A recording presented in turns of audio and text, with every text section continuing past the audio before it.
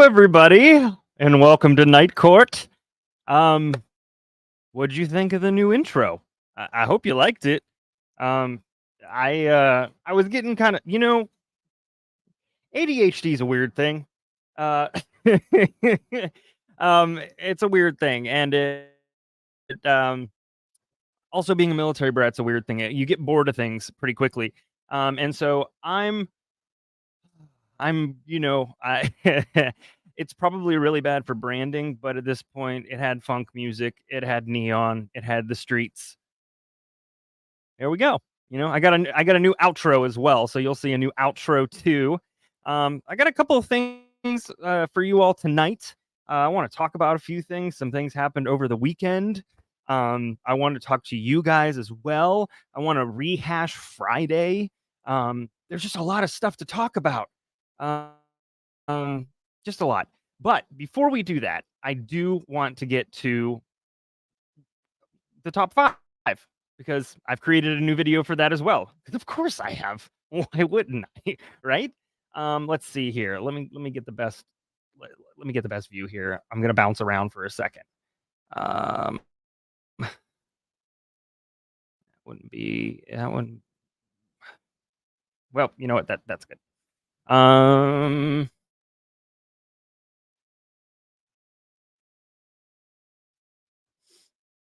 right.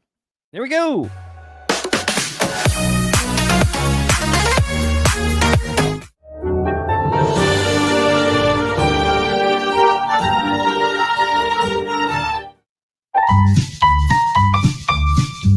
'80s music, man. You're looking real good in that rocking chair.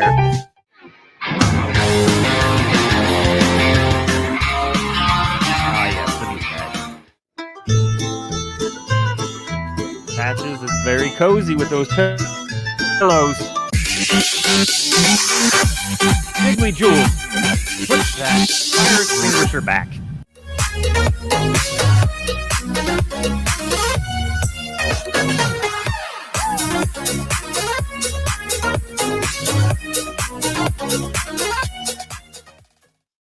Congrats to you, top 5. Appreciate you being there. There was a moment in which I was doing a couple things and I was like, oh crap, chat. Because that is what happens on a regular basis with me. Oh crap. Oh geez. How was y'all's weekend? I know it was a Labor Day weekend. For some of us it counts, for some of us it doesn't. I still have to take time off. What did you all do? That's what I want to know.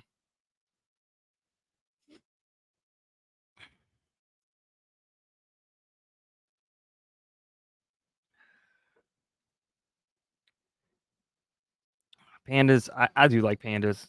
They're fun for me, for sure. Um, do you guys know what a group of pandas are called? This is not a quiz.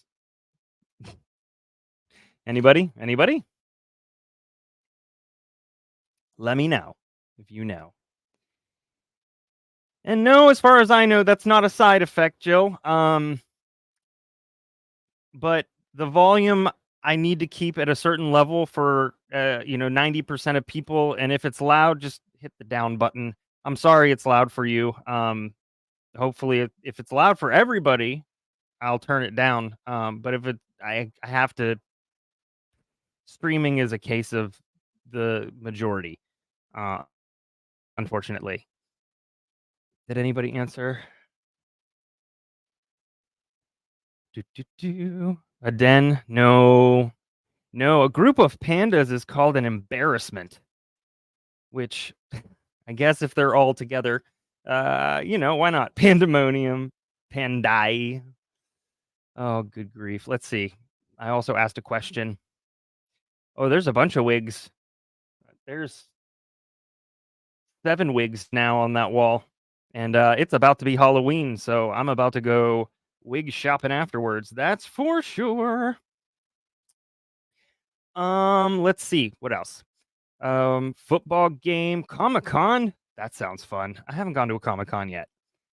Sunflower Festival, sailboats. You looked at them like you just watched them, or you looked at them to get a zoo exhibit. That sounds fun. That's what I call going to the mall. An indie casino. Okay. Casinos are never nice to me. The new Flash movie, The Manhunt, and Dog Sat. Sounds like a good combo, maybe. Lady, I hope you got my response on Discord. I'm going to explain the changes to the quiz scoring tonight. Lady in Gray brought up some good points just by asking a quick question of, did I get her quiz results? And I had an entire conversation in my head, as I am wont to do. Love Island and nonsense TV. You're looking for that guy who's on the run. I just saw a video of how he got out, and I posted it on Twitter. Have you guys seen that? Because holy cow, in Utah with the brother-in-law. Oh, I'm sorry, Queen Olive. Just hanging out's a good way to be, though. Sometimes you just have to be. Sometimes. Um, due to a water main break. Oh, geez, Louise, that sounds terrible. That sounds rough. I don't blame you. I would do that too. Deadliest Catch is good. Let's see. The new video game, but what is it? What is it? That's what I call my family. You guys. All right, Eddie, I know where I'm headed. Let me know when you got it. Hello, Sydney. Farmers market's great. Halloween stuff. We started putting that together as well. Worked at the farmers market. I love this. This is great. All the love. All the love for the mods. He did Spider-Man out of there. That was insane. I can't believe it. It was wild. Um, let's see if I can find it real quick. If you you all are very in the know, so it's very hard to show you something you have not seen. So, oh man, that was something I was going to talk about tonight. Fail. Um, I already failed myself. And you don't even know what it is. All right. This is fascinating. Just absolutely fascinating. So he's just like da, da, da, da, da, da, da, da, da, alley, window, door. That's fun. Okay. All right. Bye everybody. See you later. He just straight up climbed. I don't this is the only gift that I could think of to post about it. I mean, I am mad, but I'm not even mad. That's amazing. That is really impressive. Like super impressive. I don't know. Yes, RA was covering stuff. I know that today. I wish I could have tuned in. Oh, work's busy. It's busy. So Friday. Let's talk about Friday real quick. Well, before we do that, ta-da. Sorry, everybody. Uh, Friday got deep. Um, it definitely. I think it definitely hit folks hard. And folks on the replay as well. Just the end of it. Obviously, I didn't even want to go back to Jodi's trial. It just wasn't. It was not the time. Not the time. There's a time and place. That is not it. But it did bring up a few things to me that I do want to say I'm going to be better about. One, I'm not going to talk too much about alcohol. Brother Brewmeister's good. You guys know what it is, what it be, as the no kids say that anymore. But also I'm going to be trying to use translucent cups as well. I just don't, I was watching and reading and watching and reading, and I'm not changing who I am. I'm just changing how I do what I do here. And if changing to a translucent cup is something small, then why not? Also, yeah, the bottle was not supposed to be in the shot at all. But yeah, so for those of you who are asking what happened on Friday, we watched the video of the teacher who was very very drunk, blew a .24, I think it was. at school. And, it soon became it went from, "I can't believe this is happening," to, "Oh my gosh, that's rock bottom for that woman, and we're witnessing it currently together." And, a lot of folks, I gotta compliment this community because a lot of folks felt very comfortable in sharing some of their stories, and there was support, and, it just blew me away. Um, just absolutely blew me away. And so there are small things that I can do, you know, to not bring it up and etcetera. So, anyways, so that's the change that I'm making. You guys are great. Friday was, it was sad but powerful and awesome, and it's not something that happens on YouTube very often. Very few non-toxic communities, and Night Court, I am happy to say, is I think it's non-toxic. Um, so, there's no lead in this paint. So thank you for that as well. I do appreciate it. Um, and let's see. Some of you are chatting. Um, the thing. Let's see. Oh, yeah, yeah. I might have woken up Mrs. Bruce Crime to be like, you will never believe what happened. Um, you just don't expect it. I don't know if you all have caught on to this, but the world of true crime is one of the most toxic worlds. It's just it's one of the most toxic environments that's ever existed, and it's really sad because what we talk about and what we discuss and what we watch is very hard, and I feel like we just make it harder on ourselves when we participate in toxic behavior and communication, and it's not something that I take part in. For the most part, I mean, I don't, unless I'm making an observation, I really don't like to do that. Um, and it's something that I encourage everybody always um, to avoid. And it's something that I really think that uh, it's it's just really important to why did all of my movies and stuff go away? Um, it's just very important to think about how, man, it's the old adage of treat people how you want to be treated. My mom always said, if you don't have something nice to say, don't say it at all. And I wish more people learned that. Um, but I really love this community. I really, really, really do. And yes, was definitely proud. Hi, Mama Linda. You are correct. It is never fun, at all to see somebody ruin their life in that fashion. And like I had mentioned to a couple folks and DMs and here and elsewhere, I hope that she is either getting I hope she's getting some help, the help that she needs, for sure. But that being said, I want to transition into something that I think all of us could use. It is Wednesday. I don't know about you all. It's been a long week for me.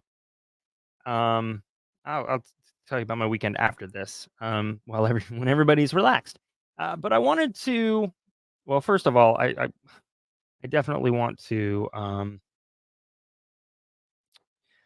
want to fix this layout situation here. Because it's not ideal for anybody. Um, all right. So I need to fix it. Sorry, everybody. Um, I am not good at multitasking, as you can tell, at all, like at all. Um, that's not surprising to anybody. I will be the first to admit that. Okay. All right. So I put this together for you all, and I just want everybody to take some deep breaths, really kind of read what's on the screen. I'm going to with you, even though I made it. Um, and just be, just be. And it's longer than my normal videos, but I think you'll like it. I think it's something that we all need, and it's something that, I'm gonna try and post, on the YouTube channel just as kind of like an addendum per se. So, let me hit play and stop talking.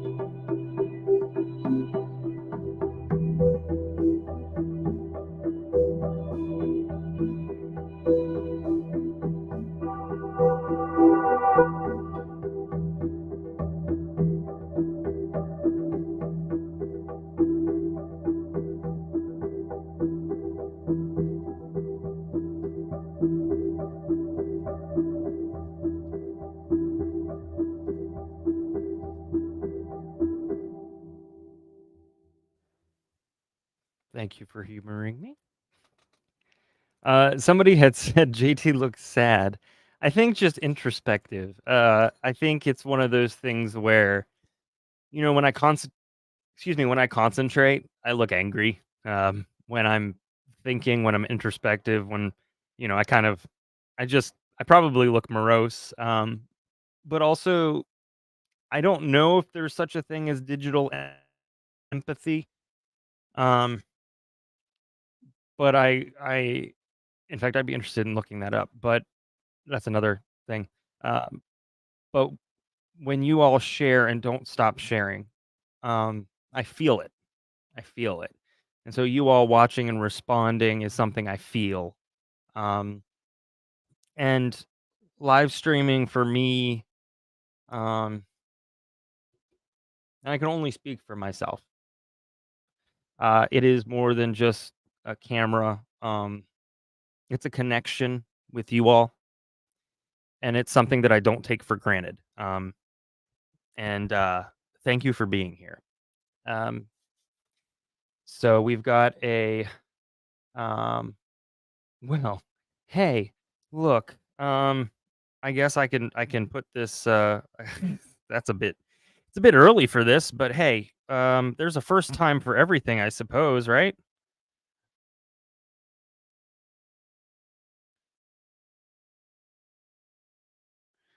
Well, first off, my name's not Brandy, so you're confused. And second off, not going anywhere. So I feel bad that you feel bad enough where you have to say that.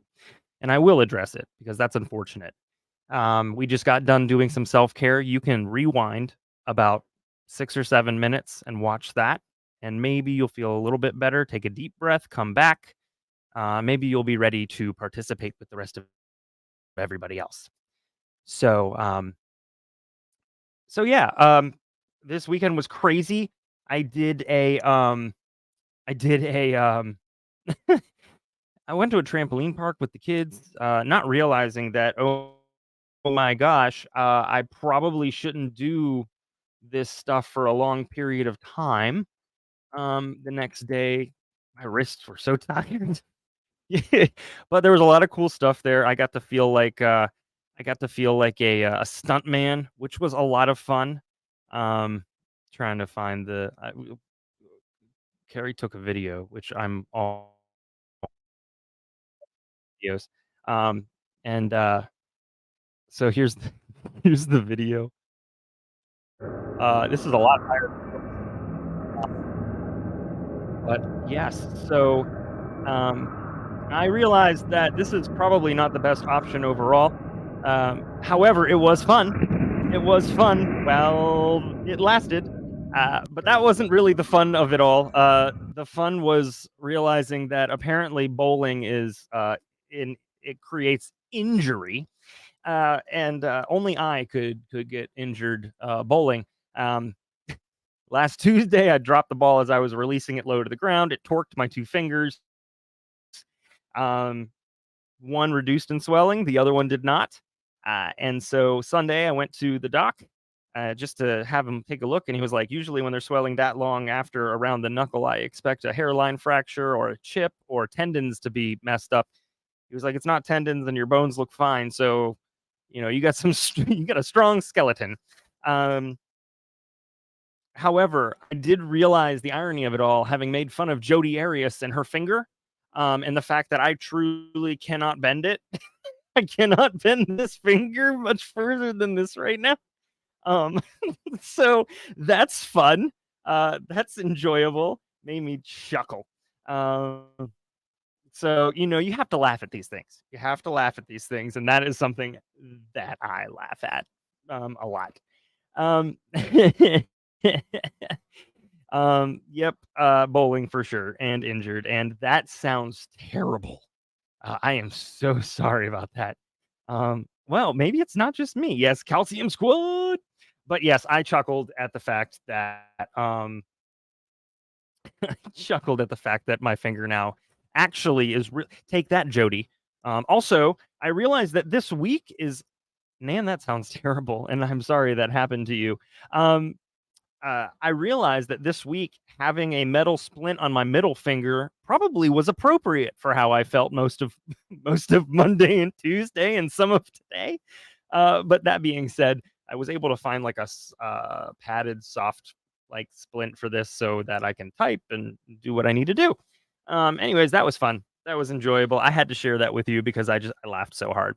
All right, so I want to about 10 o'clock. We'll go through the quiz answers, and I'll also show you the new leaderboard. I had a few folks that turned stuff in before we started the stream, so I have to calculate those. Now, Lady in Gray emailed me or sent me a message and said, "Hey, did you get my answers? I thought I did pretty good the first week. Didn't see myself on the leaderboard." And I thought about it, and I thought about how the scoring was happening, because the way it was happening was that the top 3 got 10 points, the next 2 got 9, the next 2 got 8, and then 7, 6, 5, 4, 3, 2, 1. But y'all are kind of smart, and if you get if you get 7 right, and you had people who were above you that had 8, 9, and 10, and that totaled 14 people, but you got 7 right, you're going to get 0 points, and that's not how I want to do things. I don't think that that's not that it's not fair, but I want to make it even. The other thing I was realizing was that scoring it the way I was scoring it also depended upon when you all turned it in, and that's what I said I wasn't going to do. Because when you have, the top 3, top 2, the next 2, that kind of thing, you're basing it off of who turned what in first and how they scored, and that's not okay, because I said you had until today to do last week's quiz. So that being said, the way that this is going to work from here on out is if you get 10 right, you're going to get 10 points. If you get 3 right, you're going to get 3 points. In between, you're going to get those points. Okay. And sometimes we may have more than 10 points. Some questions might be worth 2 points. Some questions might be worth 5. This allows everybody who's participating to also end up on a point board. Now, what I'm planning on doing, hopefully this week, is I am going to put together a shared document, and that shared document will be available for you to view. And we will make sure that this goes probably on the link tree, so you can click on the button under the quiz and access it. But what it will be is it will let you know, it'll let you know that I got your quiz. I'm gonna find a way to let you know how I got your quiz. I may have a different spreadsheet for each quiz, and that way it'll have the name. And then I will also have a leaderboard, which will be just a running list of points, and hopefully everybody's okay with that. So, and then on top of that, I'll also write out how you get scored and stuff, because some people might not be here tonight. So that's the changes that are making. I think it's just more fair. I would hate to have somebody get 7 right on a hard quiz and they just happen to be the 15th person and then they don't get any points. That's just not cool. So, with all of that being said, we are going to review that at 10 o'clock. I just need a little bit more time to tally everything up while we're watching this witness during the Jodi Arias trial. And then as soon as I have that, we'll move on. So, oh, and if you do want to know what you got on the quiz, you're more than welcome to DM me. I am on Discord. I will try to respond as quickly as I can. You also can email me as well. You're always welcome to send me a message that says, "Hey, did you get my answers? And did I submit it right? And what did I get?" I'm trying to grade them as they come. Grade them. I'm trying to score them as they come in. We've been getting about between what? We've had 30. We've probably had around 42, 43 people total doing this, about 35 consistently for the as consistent as 2 weeks can be. So I'm trying to do them as they come in, or at least by Wednesday. Virginia, if you can't do Discord, if you're on Twitter, you can message me there, but you can also email me, jt@13thjurorpodcast.com. And you're more than welcome to help to do that as well. Let's see here. The good news is we don't use Nightbot. We use Streamlabs. Okay, so let's go ahead and move right on into the trial. Start watching this together, and I'm going to do some scoring as we do this, and hopefully be able to. Well, we know how well I pay attention to 2 different things. Not great, but we're going to give it a go anyways.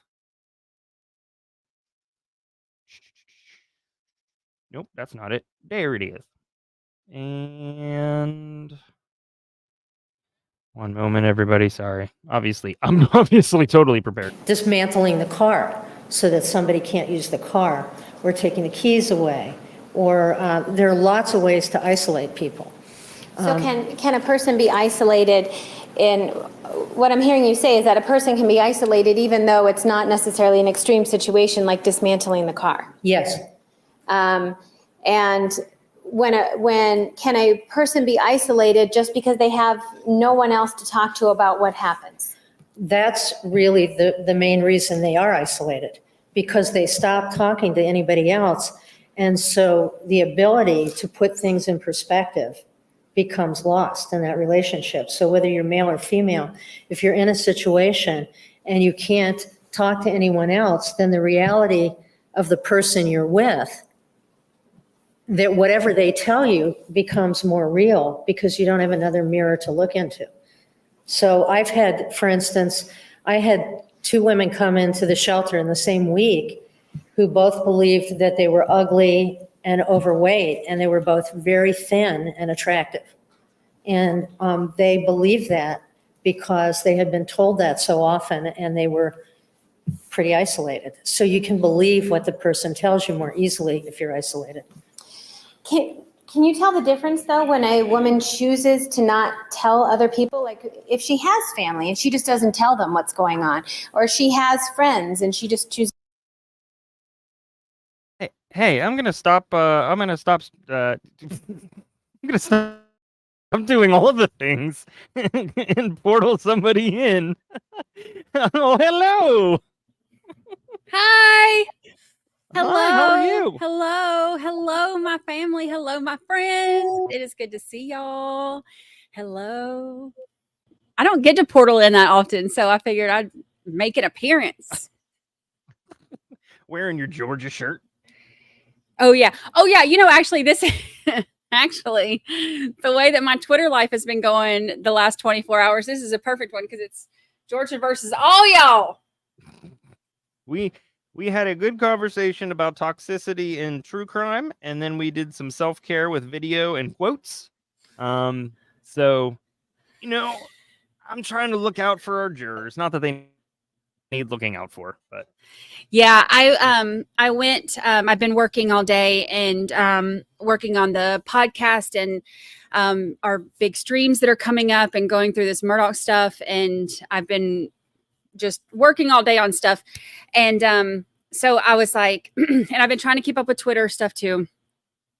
But so I was like, you know what? I'm going to, take a little mental health break, take Lucy out there, watch the sunset. So we went out there and I went live on Twitter and we got to watch the sunset. And so I showed it on Twitter, and so a couple people were like, oh yes, this is so relaxing. I was like, yes, see, this is like it. You got to find the thing that centers you and balances you and makes you feel, happy and peaceful. So that's what I did. It was good. That's great. Yeah. Boy, I wish I had something to look at that I could stream and make people happy. I don't. You have a wig wall. I do have a wig wall. Yes, Yeah. I do. I do for sure.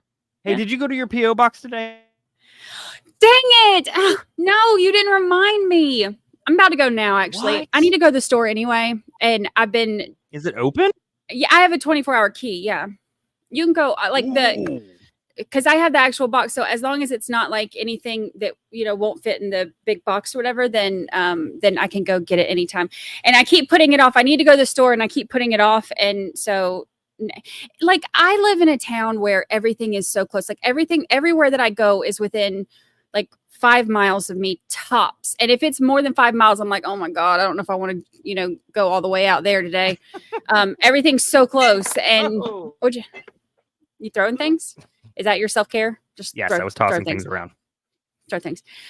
So it's not even far. So I mean, I could literally walk there. I wouldn't because it would take too long, but I could literally walk there. But I totally forgot. So the way my brain works, and since I didn't stream today, I didn't take my medicine either. So, then it's even worse. So I will go in just a few minutes. It's so I was bad. going to say tonight that, I've started getting that whole ADHD thing for myself under control. However, by the time that I start streaming, the Vyvanse has given up. And so you're lucky. You just get all of these things. So here we are. Manhunt update. Any manhunt update? Have you heard? I have not heard if there's any. I've been working on other stuff and then I went out to the beach, so I haven't looked. I watched a little bit on RA's stream today. Mm-hmm. And I have not checked since then. I've been so, I would say focused. Focus is not the right word. I've just been working. It's like, when I'm focused, like I can work on one thing. When I'm not like, medicated, then I'll have 4 or 5 different screens and I'll bounce back and forth on one. And then, it's a weird process. I'm a weirdo, but that's all right. He's still on the run. Did you see the video of how he escaped though? We just watched it before everything else. I told everybody, I was like, the only thing I could post was the gif of like Anchorman going, I'm not even mad, I'm just impressed. Like Spider-Man. Like, right? I mean, oh dang. But then because I'm thinking like, well, it's not like he can be out there climbing trees or something. Okay, he can. Yes, he can.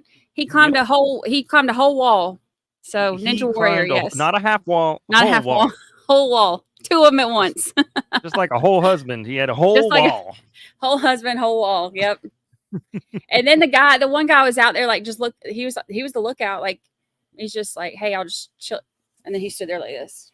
You are tearing me apart, Lisa. Hello, Pop That It. had to happen. Yes, Kelly P, like a spider monkey. Like a spider monkey. He just it's crazy. How did he get those white sneakers? I don't know. I don't know much about prison other than I don't want to be there. I wish if Alyssa was watching right now, we could ask her. She might know a little bit of something about that. When I was in prison, they didn't offer tennis shoes, but did you say when you were in prison? Yeah, when I was in prison. That explains a lot. Twitter jail. Oh yeah. I haven't been to Twitter jail yet, but no. But the day is young. It's fine. The day is young. It's fine. It's all right. Commissary. Oh, so you can get them on commissary sometimes. That's interesting. I guess it depends. And they get stuff to make Oreo milkshakes and stuff. So, I mean, they don't get stuff. They kind of do it on their own, but it's not like they don't have their Prison McFlurry. Prison McFlurry. That's what it was. Prison McFlurry. That will forever be one of my favorite videos of all time. One of my favorite things we've ever shared here. So fun. Oh man. Yeah. Yep. It feels like ages ago. It does feel like ages ago. We've gotten so busy that we haven't been doing the WTF moments, and it's so hard to do it when, I mean, there's only so many hours in a day in a week, and McFellany. Oh, it was so funny. Working on his McFellany. Oh, loved it. He's apparently he's a super ninja, unlike 80s Music Man. Shots fired. Oh, shots fired. Yeah, 80s. Oh, you're lucky that I'm not sharing my screen because you don't get your sound effects. Is he in here? He sneaking around like a loud ninja. He's like Oh, he's got his own night ones. Oh, That's see. my lurking music. See? I have like the creaky door with the steps for when he tries to sneak in. Yeah, he's and then everybody calls him out on it. And if for some reason I'm like busy with something, like we have a group full of snitches. They will be like, "Hey, Brady, he's here. He's here. Look who came in. 80s Music Man's here." They'll be tagging me like, "He's here." Thinks he can just sneak in. So then I'll have to play this stuff. It's hilarious. He's here. See? He's here. Oh, I love it. So funny. Yeah. So funny. It's easier for me to to see him. You know, I don't have I've got a good core group, right? Yeah. But yeah. Yeah. It's Oh, harder because during the goodness. day, people will be popping in and out all the time from work and stuff. So like it's constantly, there's constantly movement in the day stream because everybody's doing stuff, like at night it's a cool because it's like, and this is what I miss about us doing our evening stream. It was like people are for the most part like kind of more settled in, so like it's kind of like you get to settle in and wind down your day and hang out and stuff, and so I miss that about the Valo stream. It was difficult to do in the evenings, but I do miss it. I miss it a lot. Yes. I'm thinking about streaming some stuff on just my channel. But we'll see. And I'll announce it if I do. Brandi, though, you have some bigger streams coming up. And if folks weren't chilling earlier, I don't know if you announced it earlier. Do you want to let them know what's coming? Yeah. I did not. Ow, my knee just popped out of place. It happens sometimes. Oh no. You all right? Yeah, it happens sometimes. Is it back? It will be when I move. Oh, good. It does. It's weird because my knee and my rib have done this since I was little. It'll pop out of place, but it'll pop back in a little bit, and then I'll flinch again, and then it'll be back to normal. It's weird. So I did not stream today because I've been working on other things. So I did not get to announce this today, but I did. Oh, that's right. I did put it on Twitter, so anybody that follows on Twitter. But on Friday we have Dr. G. So I've had all kinds of internet issues from flooding from like the hurricane did not hit us. Like I'm totally fine, but I chased it and I apparently chased it away. It went running to the east, and so I saw people were worried about me when I said that. It did not hit me at all. You can't sneak in. We were just, did you hear, have you been here? Did you hear us just talking about you? We just had a whole segment on how you're a terrible ninja, but, and there's, that everybody wants to tell on you. So I had some flooding here. It's kind of like just the outskirts of the hurricane. And, so my internet's been down the last couple of days. So we had to reschedule Dr. G. So, he's got patients, the next couple of days. So we're going to do Friday morning at 9:00 Eastern. And I'm so excited because we are doing the Thami walkthrough. Y'all, this walkthrough is a hot mess. So, and it's the one where like, I know I'm like, if it's, he's like, bam, bam, bam. And then I did this and then I did this. And then he goes like, room to room as if he's, 007. Like it's so bizarre. And I cannot wait for Dr. G to explain that. Dr. G. He's like the smartest dude ever. He's so brilliant. So that's going to be Friday morning. And then I have to wait on, I'm trying to organize 3 schedules of these people it has been a nightmare, but it's going to be on the 19th. I just am trying to now figure out the day because there's a city council meeting for one of them and one of them's testifying in a murder trial and it's like crazy. But so I have, we're doing a Murdoch trial. I mean, not, God, no, let's give me another, let me take some more emotional time for that. We're doing a Murdoch stream and it's going to have Dr. Kinsey, who I just adore and love. And if y'all don't, everybody knows him from the Murdoch trial, but if you don't follow him on Twitter and stuff too, like he's just the sweetest thing. That's a cone. It's a cone, Mr. Griffith. It's a cone. He's It's just brilliant and it's just the most respectful way to say, dude, come on. like really. He's like, come on, bro. Yeah. Like he's incredible. And it's no secret. Like I get attacked on Twitter. It is what it is. It's just part of it, but, I had a few months ago, there was somebody and I guess you can call him a streamer. He has a channel. But he's just hateful. And every once in a while, he'll launch another attack on me and then, he'll disappear for a few months and he'll do it again. So I was kind of in the middle of one of those. And Dr. Kinsey was like, he stepped in and I was like how, and just, was like, and then he, told me, it's like, just keep your head up and stuff. And I'm like, you forget like how, because when it's somebody that you respect so much and they have that mentality of, you know what, like you're okay, you're doing okay. And, don't let these people, whatever. And it was just kind of one of those moments where I was like, it was such a, I'm so obsessed with him. I just want to be him for Halloween. He's amazing. And just one of the smartest guys ever and the best heart. And I love him so much. So he's going to be on with us. And Mr. December, Mark Tinsel Tinsley is going to be here. So I know, I know everybody's going to be excited about that. So I have Dr. Kinsey, Mark Tinsley, and then Mandy Powers Norrell. I don't know, like she didn't testify in the trial, but she's very big in, she's an attorney in South Carolina. She was a member of the House of Representatives. So she's, legislature, like, or former, I can't talk, former House of Representatives member. And, she's just another one of those brilliant minds. When I found the discrepancies, the things that SLED got wrong in their reports, and I found it when I was doing the Churchwell chart, she's the one that I went to and I was like, hey, this is a big deal. These steps are wrong. He actually took a lot more steps while he was at his mom's house, whatever. She's the one who actually connected and got my information to the DA for them to enter it into evidence. So she's the one that I stayed up with all night, one night, going through all that. And then they entered my stuff in the next day, which was really cool watching it happen on TV. So it's three people that I just love and adore and have personal connections to. And I'm really excited to have them on to talk about everything. So it'll be a lot of fun.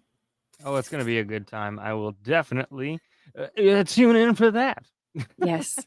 Well, I think we might be doing it in the evening, so you might be able to join. Oh, what? Oh, that's 5 people. That's a lot. I'll just sit. I'll be quiet. I'll just listen to you all. You're the expert. I'm not the. I watched it and live tweeted it, and that's how we met. But that's about as far as I go. Yeah. So. It's really exciting. I'm I'm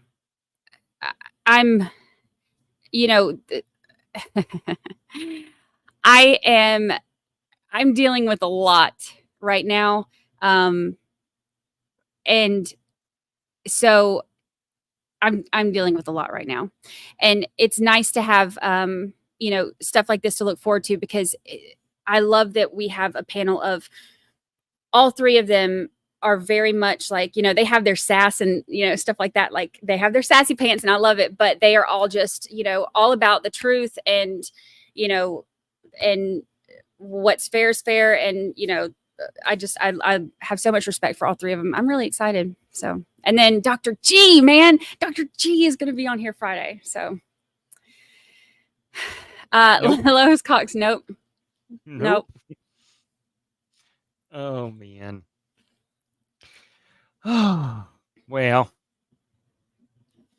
What do I got? I've got some final quiz entries to tally up and Jodi to insult gently and Gently. Yeah. You don't have to be so gentle about insulting her. All right. Well, I'm going to portal back out and let y'all get back to it, because now I forgot I have to go to my yeah. I have to go to my, that reminds me, where are we at now? How many subs do we have? Because we're getting It says 8.86, Um, but I'll check the specific. Oh, now we're 8,870 now. So Okay. we're moving right along. We've started to move a little bit faster, which means I have to start actually planning some of the stuff for the 10K stream, but I've just been so busy with everything else I haven't had a chance Hope to. you got your clogs out. Oh no, don't remind them. They haven't forgotten. Oh, I'm not. Nope. There's no way. See, they haven't forgotten. They haven't forgotten at all. I am going to do a stream tomorrow. So I will be here in the morning. But I guess I need to go to my PO box now because I forgot to go again. And I think you'll like it. I don't know if it'll fit in the box, but we'll see. fit in the in the PO box. Okay. Mm-hmm. Okay. So. Well, I'm excited. I will go do that because I just need to pop my knee back in place first, and then I'll go. Oh, it's fine. It's fine. It happens. All right, y'all. Yeah, I will. It happens. It's what's worse is the knee isn't so bad. What's real bad is when my rib pops out of place because then I can't breathe. Yeah, that's bad. I have to take like really shallow breaths. It's the weirdest thing. Has anybody else had that happen? It's just like the knee happens more often than the rib, but they just pop out of place. Am I just like the only weirdo that happens to? I don't know if I knew a rib could just pop out of place. Yeah. When I was young, the doctor told me that I had to, or it like slips or something is what he said. But if it got, okay, so I'm not the only one. All right. There you go. The doctor told my pop it back into place. Yes. The doctor told my mom when I was little that like they gave my mom and my dad like a way, like basically like they have to kind of like hug me from behind and like do a bear hug thing to like pop it back into place. And I was like, heck no, y'all don't touch me. I'll just sit here in pain and breathe shallow breaths until it pops back on its own. It's awful. So, oh well, it'll be all right. All right, y'all. I love y'all. I miss you. Don't forget to hit the like button. Let me hit the like button now before I forget. Bam. There we go. Y'all are the best. Y'all make me one happy camper. Welcome to the oh man, I was gonna play my Oh yeah. There you go. Money. I don't think that's the right sound effect, but well normally for mine I do do we just become best friends? Yep. But I don't have mine. I like that one a lot. Oh, I love that one. Every time we get a new member, that's the one that I do. I love that one. That's from, it just popped back into place. There we go. Oh, yes. Yes. All right. I am going to jump out of here. Not jump. I'm going to walk carefully so I don't. I'm going to isolate that sound, remove the video, and just repeat that sound that just happened out of your mouth. In fact, I might actually isolate that sound and use it every time we get a new member. We'll scare them all away, JT. We'll scare them all away. If I haven't done that yet. Yeah. True Crime Ranch says, what time tomorrow? I think we're going to do 9 Eastern.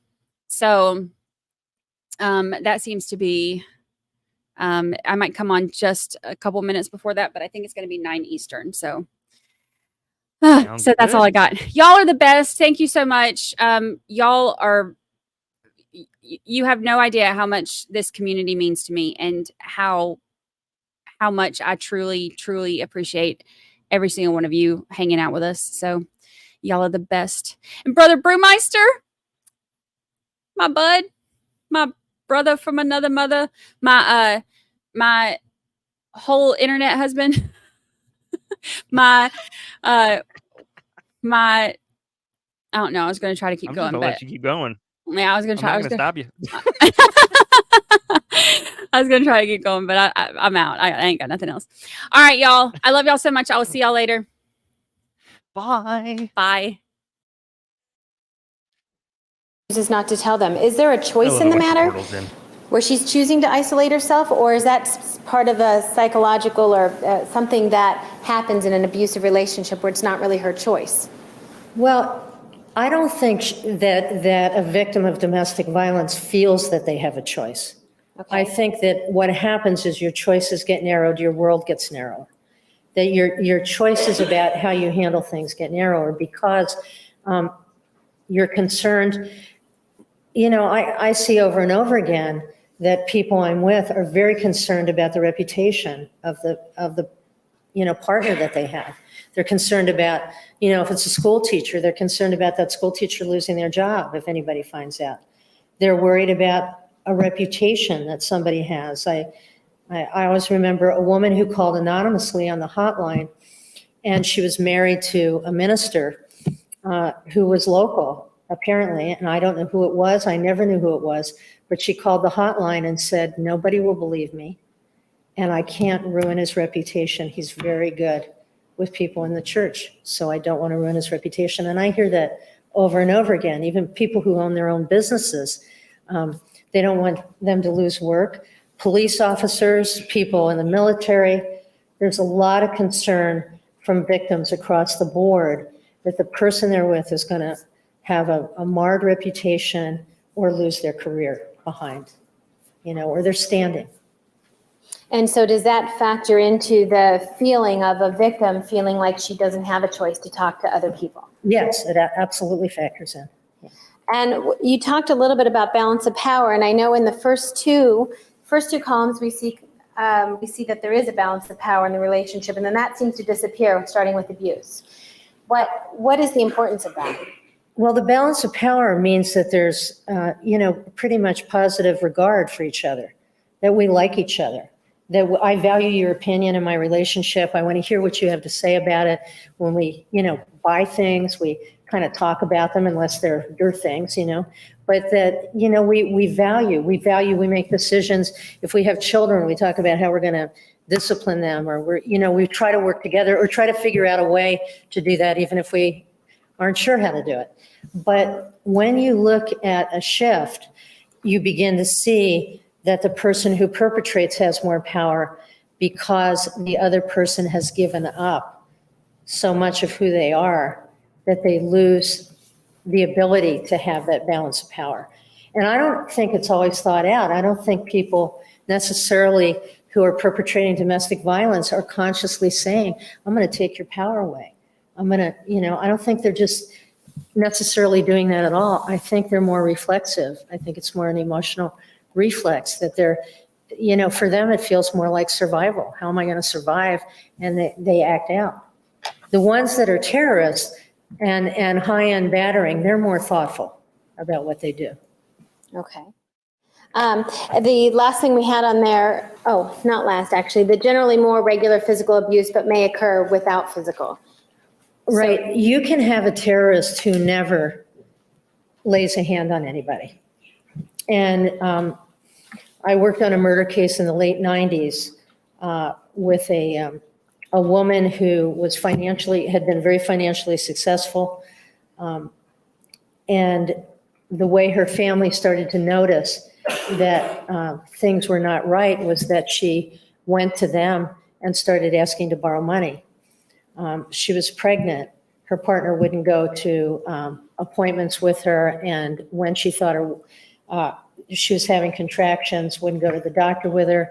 When they went out with other people, there was an occasion where he kicked the side of a car in front of her and in front of the other people because he didn't, he got furious. There was an occasion where he chased a guy on a bike and beat him up in front of this person who's a rugby player. When she separated from him, they had a child at that time. When they separated, she went and moved in with her parents. Her father and mother were in their 70s.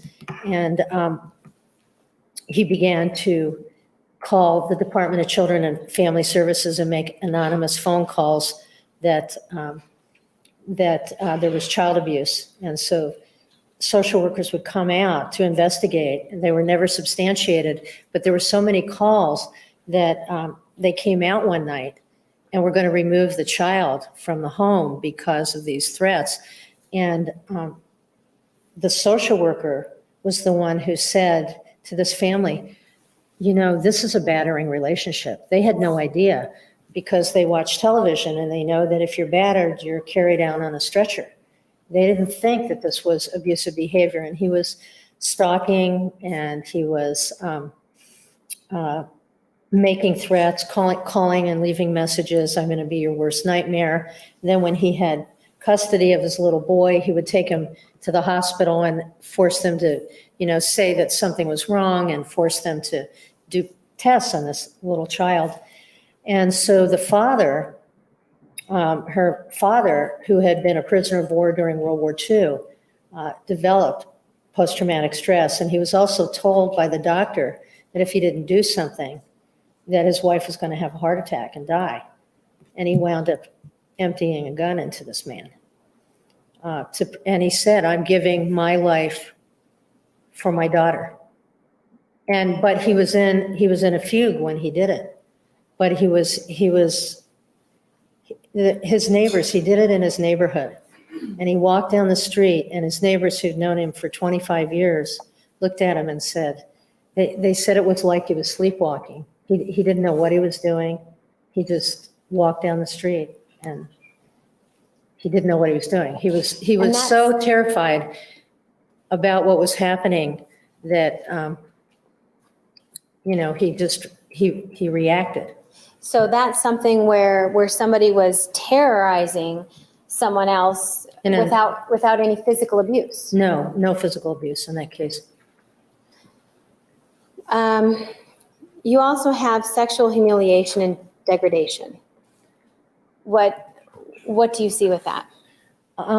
Sexual humiliation is where you're having people do things that they might go along with, but lowers their self-esteem. And it can be any kind of thing that's humiliating or degrading to someone in a sexual way, or using sex as a way to control. So it could be anything. It could be something that the other person isn't comfortable with, they go along with. It could be forcing somebody to be sexual, and there are strange things that happen in that area. We're less likely to get information on that area because I find that victims of domestic violence do not like to talk about sexual abuse because they feel that they're as responsible as the other person. They sound a lot like folks I work with who are incest survivors, that they blame themselves and they hold themselves accountable for the sexual abuse. So they don't, there's a lot of shame and they don't talk about it much. It's the area we get the least information on, I would say. Okay. All right. And I see at the top of the continuum, you talk about exacerbating factors. What are those? What does that mean? Those are all areas that can take somebody from one part of the continuum to the other. They're factors that can exacerbate behaviors. The first one, the family of origin issues, have to deal with what kind of family you grow up in. And was there violence in that family? Was there psychological, physical abuse, sexual abuse in that family, neglect in that family? What kinds of things did you witness as a child? And how deep does that go? Did you have multiple family members involved in that violence? That sort of thing. So you're looking at how far back you can take violence in that family of origin, but also the quality of the violence that occurs, in the context. What does that do if somebody comes from their original family of origin that has the things that you're discussing of violence or neglect, things like that? What does that mean with regard to this continuum or domestic violence? Well, it ups the ante. Okay. Because you have, in general, less ability to handle things. I don't expect people who come from a monolingual family, a Spanish-speaking family or an English-speaking family, to speak fluent. If they come from an English-speaking family, to speak fluent Spanish, or a Spanish-speaking family to speak fluent English, because there's not exposure to it in a monolingual family.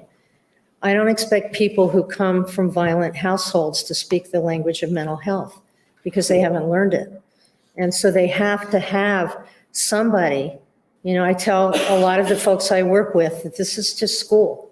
You're going to school to learn some things that you didn't learn when you were growing up. And this can help you in terms of being able to handle situations when you feel powerless. It's almost, when you look at family of origin, there's like emotional reflexiveness. It's that you act, you react as opposed to respond. You don't think as much as you react in that situation. All right. And there's previous abusive relationships. What I look at with that is, has this person been involved in other situations where they have had abusive relationships, and has there been an escalation? So for instance, if they've been physically aggressive in the relationship that I'm working with, do they punch or have multiple attacks or whatever? And did they earlier on just hit or slap? Because there tends to be an escalation over time. If they were verbally abusive or psychologically abusive, has that increased over time? Because unless there's intervention, it tends to. It doesn't always, but it tends to.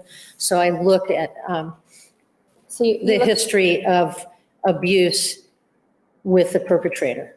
The history of abuse that the perpetrator has done to other people? Yes, has done to other people. And the exacerbating factors are all about looking at the perpetrator. Okay. And what are the other ones? Substance abuse. When we look at substance abuse, substances are disinhibitors. So somebody's can be more likely to act out if there's a substance, but we find that about 40 to 60% of the people that we've worked with have had some issue with domestic violence when they've been using, but about 40 to 60% haven't. So the other thing to look at with substance abuse is that the first year is not really about recovery. The first year is focused on not doing the bad thing, which is why you hear people in 12-step programs say, I'm in 12-step program for the rest of my life or for a very long time, and I go to meetings every week or I go to several a week, because what they know is that they continue to change and grow if they stay with that program. They continue to learn things that they didn't learn before. So I look at the first year as being problematic too, because when you're dealing with domestic violence, if you're also dealing with substances, that person is now a domestic violence perpetrator without an anesthetic. So it can be a dangerous time. So we look at not only the current use, but have they recently stopped using? Okay. And psychological issues? Psychological issues can be all kinds of things. They can be whether somebody's, occasionally we have somebody who's diagnosed as bipolar in group. Are they on their medication or not? Generally, you don't have people who are long-term using psychological, psychotropic drugs are not in our group because they can't function as well in a group. So when we're working in group, we have to look at people's ability to function in that group so that the group's effective for them. Okay. All right. Does that explain your continuum and how you've used it? I think it does. All right. Ms. LaViolette, just before we finish talking about the continuum, and this is Exhibit 558. It's been 80 years. Have you ever used this in court before? Yes, I've used it in family court primarily because there was a perception that there was a flight risk with a father who had dual passports, and he didn't fit into what is commonly seen as a perpetrator. He wasn't like the guy on television or the guy in the movies, and but he clearly fit in to somewhere between some of the characteristics of abuse and some of the characteristics of battering. So it was used to explain to the court what that range of behavior could look like. Well, and when you talk about range of behavior, when you're looking at a potential batterer or a potential abuser, perpetrator, is it possible for them to have characteristics of more than one of these columns? Oh yeah, absolutely. They can. That's why it's a continuum, because there can be behaviors from different categories that are present in one person. All right. And ultimately, after you created this continuum, was it ever published anywhere? It was published in the Journal of Child Custody, which is a peer-reviewed journal, that means that other people then in your profession are asked to look at it and review it and decide whether it's worthy of publication or not. So when something's peer reviewed, does that mean those people who are looking at it, do they have the ability to say, no, it's not worthy? Yes, they do. In fact, I'm a peer reviewer for the Journal of Child Custody, and sometimes we get an article that we just don't think is up to standard, and you can either recommend that people rewrite it if there are minor changes, or you can recommend that it not be published at all. And so that happens. Okay. And this morning when we're talking about this continuum, and you're talking about the batterers or the perpetrators, you talk about them having control over their family members or the fear that they can instill in the family. When you talk about family, who are you talking about? I'm not necessarily talking about family in the standard kind of way, because it can be people who very much care about them. So they don't have to be living with that person. They don't have to be married to that person, but they need to be intimate enough that that person really cares about them. And is there a correlation in the work that you've done between people who, the type of abuse or the more serious of abuse that can occur with the type of relationship between the abuser and the victim? Generally speaking, in intimate partner violence, most of the rage is directed at the intimate partner, but it can also be directed at children as well if there are children involved. Otherwise, it tends to be directed at the safest target, and that tends to be the intimate partner, adult partner. Why is the intimate partner a safe target? Because the intimate partner is probably not going to tell anybody about it, and the intimate partner has, if they're married, they've made a promise to stay. If they're not married, they've probably made some kind of a commitment in terms of just loving each other. And because people are generally more cautious when there are logical consequences and witnesses, which is why you don't see a lot of people who are perpetrating domestic violence are not acting out at the workplace. Because if they act out at the workplace, there are witnesses and there are logical consequences right away. When you're at home, there might be the consequence that your partner gets upset with you, but generally it takes a lot longer time before your partner would leave, or there would be a logical consequence like the police coming or something like that. And there are no witnesses other than the people that you're intimate with. Okay. You talked about intimate partner violence. Is that, I don't know if you've used that term yet, but is that somehow different than domestic violence? Actually, intimate partner violence is the new terminology because it covers people that aren't married. And when you talk about family violence or domestic violence, sometimes people think you're talking about child abuse as well. So they've kind of called it intimate partner violence now. Is that the new terminology? That's the new one, yeah. Okay.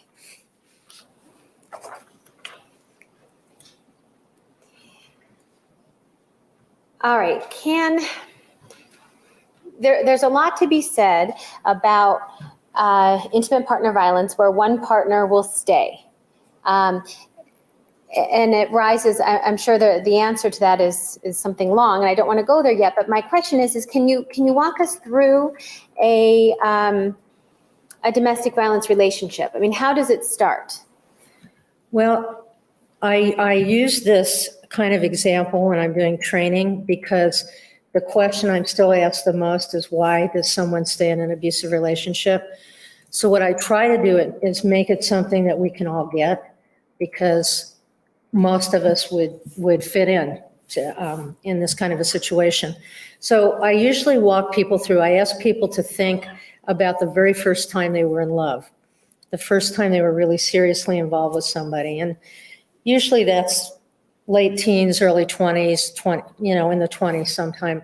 And I ask them to think about what that's like for them and where they learned about being in love. I ask them to think about what they saw in their own families, what they've seen on television, what they've seen in the movies, what books they've read. For some of us, we can go back to the radio, what we heard on the radio. So to look at this range of places that we get information. And So I ask people to think about that. And then I ask them to put themselves in their first relationship and what that was like for them.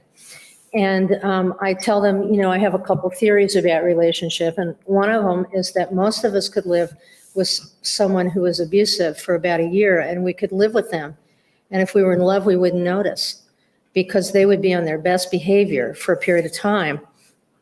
And the energy of new love is bigger than the energy of fear. And for a lot of people who are abusive, they're really coming from a place of fear, even more than rage, and the rage kind of covers that up. So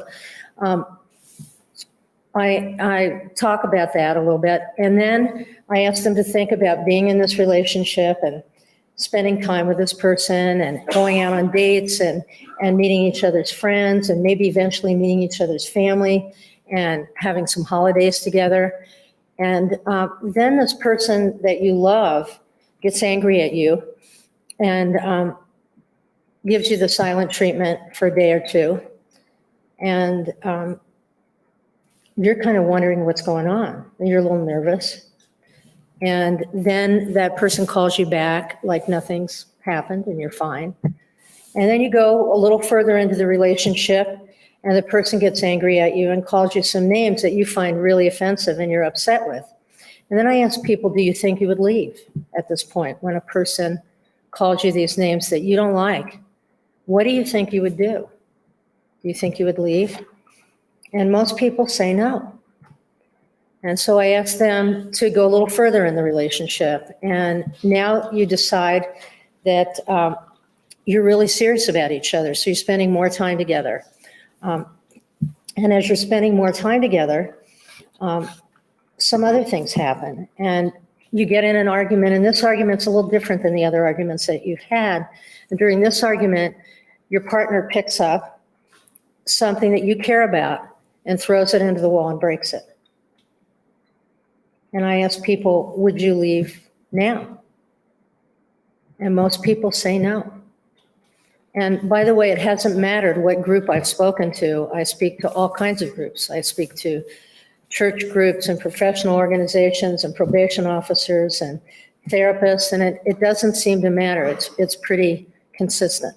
Okay. And then I go a little further and I say, now you've been together, and maybe you've been together about a year and a half or two, and maybe you decide you're going to live together, or maybe you decide that you're just going to keep seeing each other, and you're really tight with each other. And you have an argument this time that's different than any of the other arguments that you've had. And in this argument, your partner slaps you across the face. Now, you're very involved in this relationship and you love this person. Do you think you're going to stop loving and liking somebody because they hit you? And most people say no, that is not true for them. And they think about getting angry and they get upset. And I said, how do you feel when somebody does that to you? And people are upset. And most people believe that in a relationship, they should be treated well, that they shouldn't be hitting or being hit, that sort of thing. But they also have a clash of values at the very beginning of that relationship. And the clash of values is, I shouldn't be mistreated, but I should be a forgiving human being. I should be a compassionate human being. I should be an empathetic human being. I should stand behind somebody through thick and thin, which a lot of us believe. If we've made any promises in the relationship, we think about those promises and commitments we've made in the relationship. And what winds up happening is those things tend to weigh more than the thing that says, the value that says I shouldn't be mistreated. So And is that, I'm sorry, Go ahead. is that the ultimate then clash that this person, the victim, for lack of a better term, is that the ultimate, what they're going through is the feelings of being treated poorly versus being the good person who forgives? There's that clash very early on. And it's confusing, I think, for any human being, because we all, I believe, come up with the belief that we should be good human beings, and we have standards for that. And those standards are important, those beliefs are important, and I think define who we are. I think that they're significant to us. And so you've got this clash of, different beliefs that are coming together at that point. But there may be more on the being a good person than there are on protecting yourself. And so when you're having this clash of between these two feelings, is that something that is, in your experience, keeping people staying in the relationship? It does, particularly at the beginning, because you believe that there's a possibility of change. And there's a concept that Kate Muldery coined back in the 80s called learned hopefulness. What is that? Excuse me? What is that? Okay. Well, there was a term called learned helplessness that was a psychological kind of experiment. And people thought that victims, and we call them survivors too, that stay in relationship because they feel helpless. They feel like it doesn't matter what they do, that doesn't change what happens to them. So there is that. But one of my colleagues did a really significant piece of research, Ola Barnett, on battered women, and found that the two major reasons they stayed was hope and fear. And that hope was really big. That between episodes, you have time to regroup, you have time to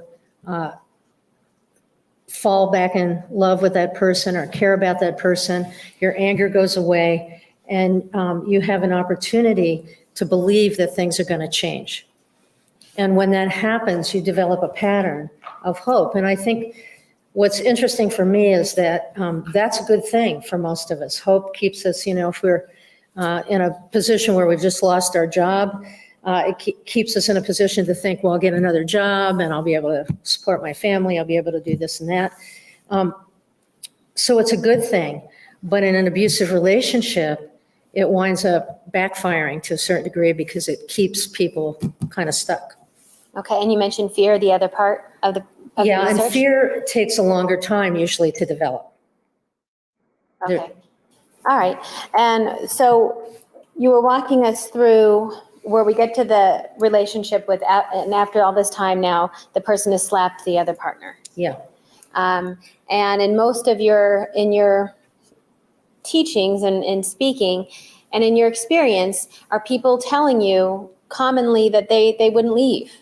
They most commonly tell me they wouldn't leave. And people who are in positions that seem powerful, like probation officers and that sort of thing. I've had people come up to me after so many of my speaking engagements. They come up and they say, I don't want anybody to know this. Can I talk to you?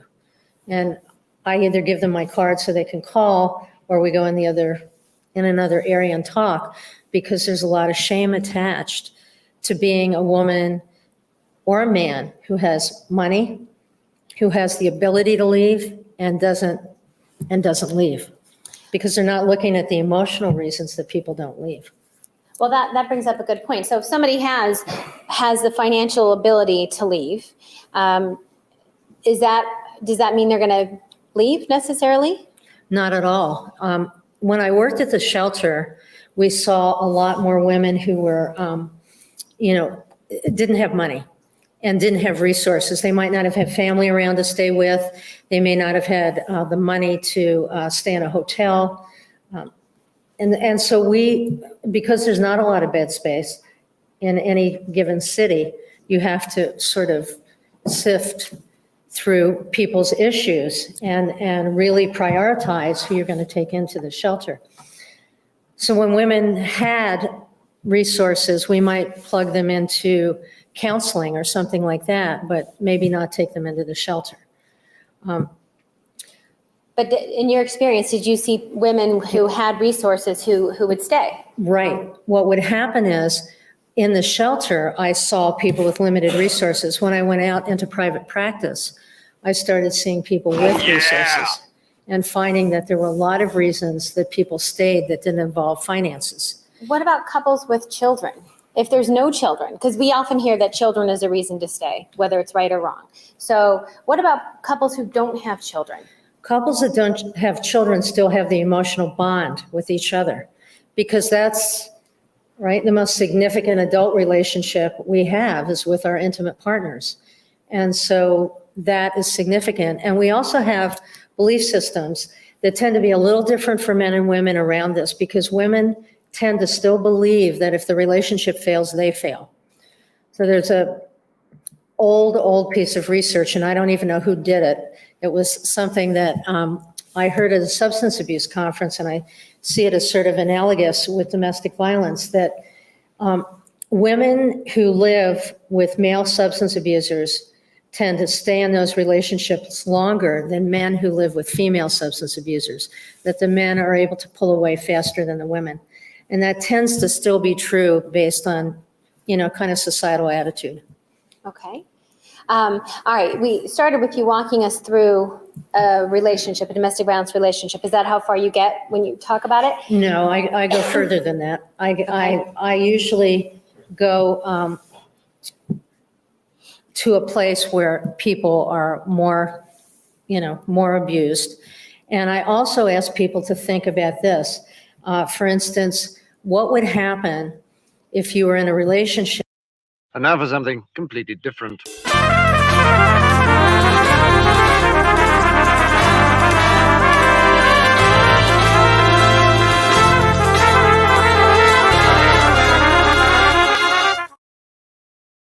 All right, everybody, it's time to review the answers for the quiz last week. And yes, it was September 1st at the time, of course. Let me get rid of that. All right. So it's time to review the quiz.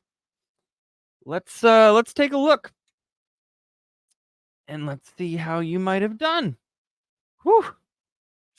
Talk about your grading and your organizing and your designing all at the same time. Love it. All right. So question 1. I swear, I'm always in the way. That's not a surprise to anybody, really. All right. How many minutes are in a year? The answer was 525,600 minutes. 525,600 minutes. All right. The next one. Queen guitarist Brian May is also an expert in what scientific field? It was astrophysics. Astrophysics. He was an astrophysicist. In what country would you find Mount Kilimanjaro? The answer is Tanzania. Tanzania. All right. What is a group of crows called? It is called a murder. It is not a click-cluck. Just tossing that out there. Not a click-cluck. How many hearts does an octopus have? The answer is 3. The answer is 3. If you've seen Finding Dory, you remember. Where is Disney's European theme park? The answer is Paris, France. And yes, that's not supposed to be Brussels, Germany. It's supposed to be Brussels, Belgium. I do remember that from Friday. All right. Who was the first Disney princess? That was Snow White. Snow White was the first Disney princess. What is the symbol for potassium? K. The symbol for potassium is K. Also, if you accidentally wrote K instead of C on the answer form, obviously you still got it. SpongeBob SquarePants debuted in what year? 1999. That's right. I will tell you right now, SpongeBob has been going since I was 12. Yes. Crazy. It's crazy. What is your body's largest organ? This was my smartass question. The answer is it's not D. It's B, skin. Skin. So your body's largest organ is skin. All right. So in terms of quiz results and standings, I didn't come here to math. I had to add that background just because why not?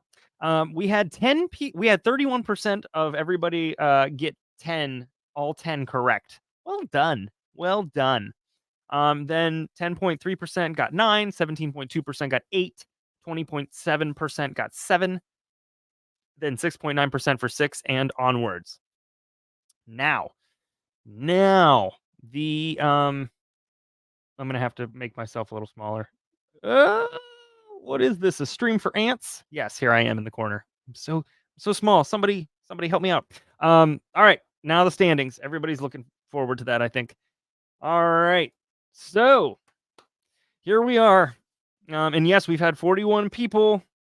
We've had 41 people do this quiz, which is really fun.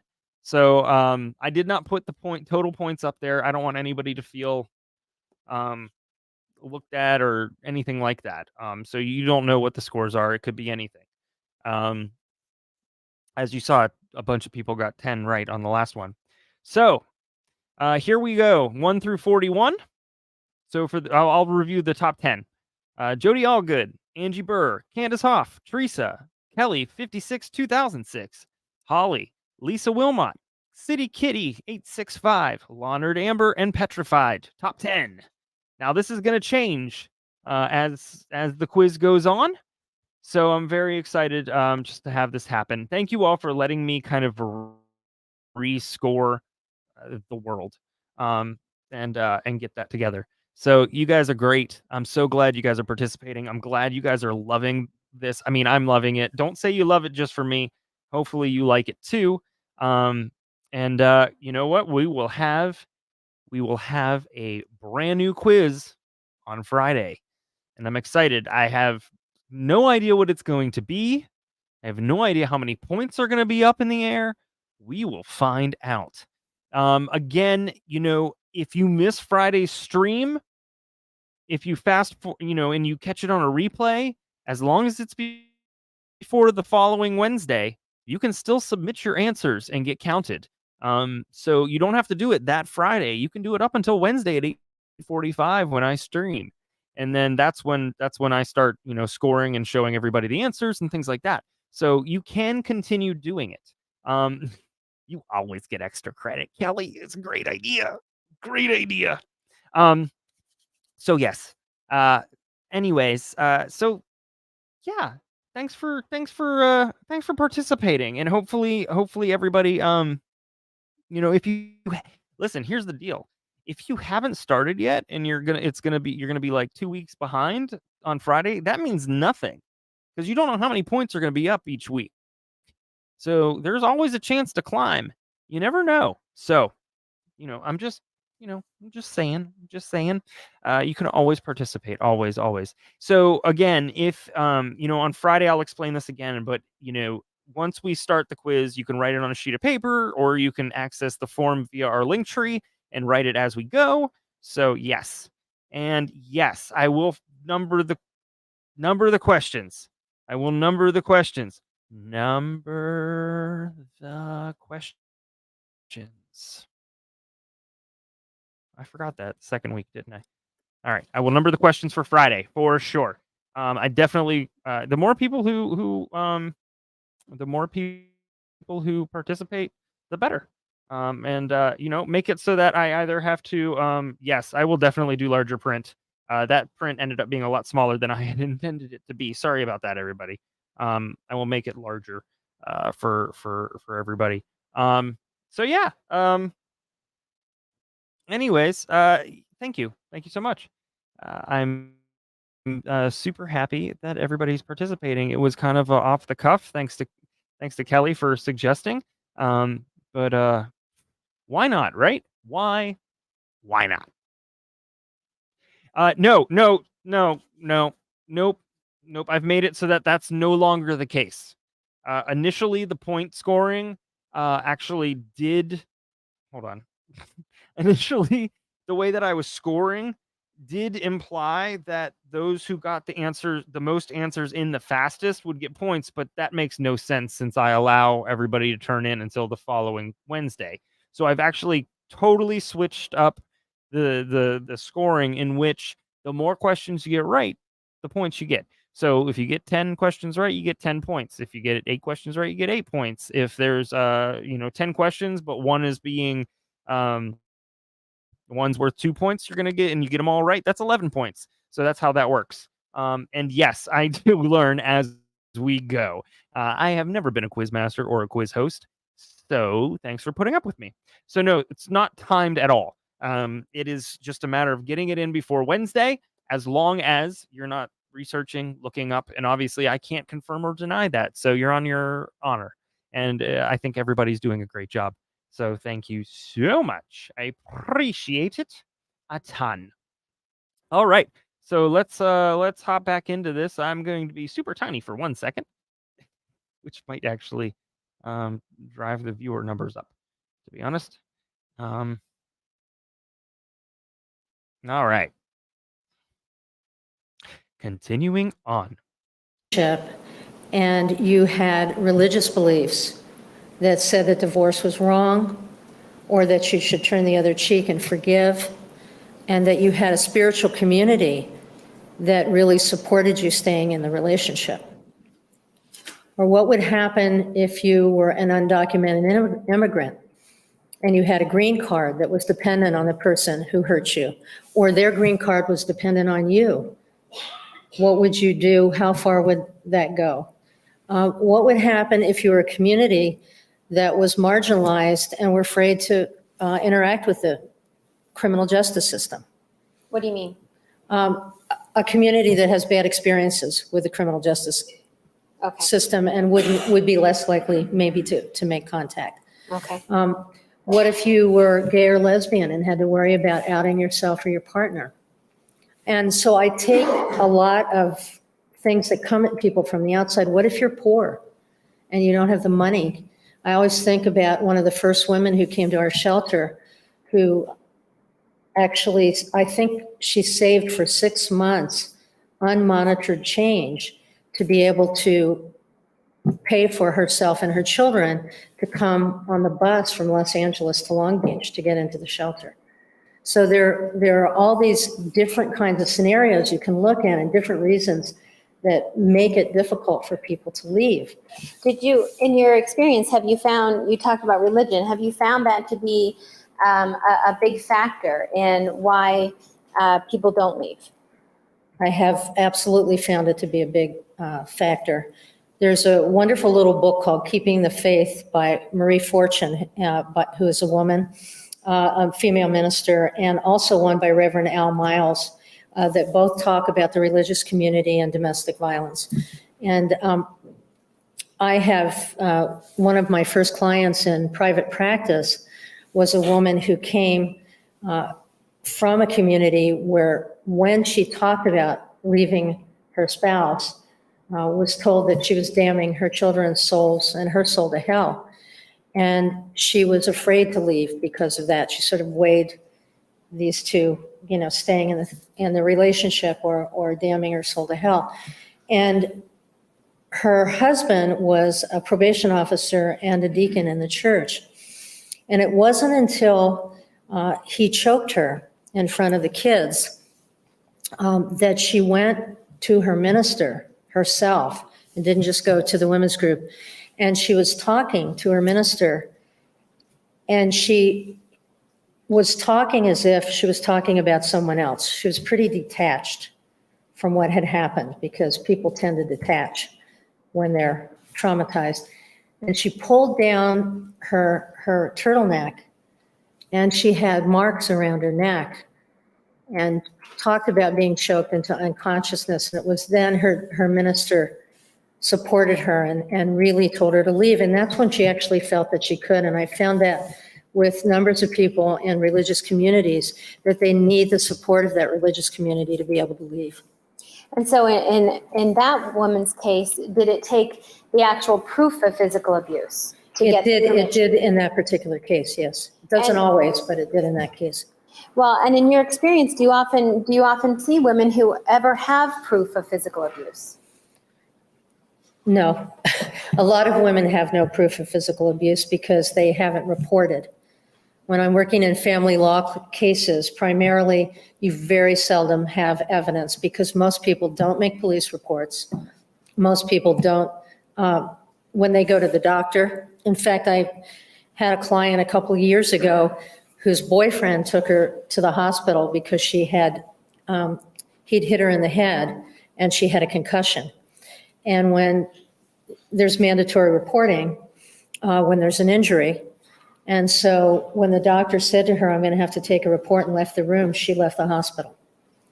And that sort of thing happens frequently where you're not wanting to get your partner in trouble, so you don't make the report, you don't tell anybody, you don't, and you lie about what happened in a medical report. So if you go to the doctor and you've got, you have to have stitches, you say that you fell.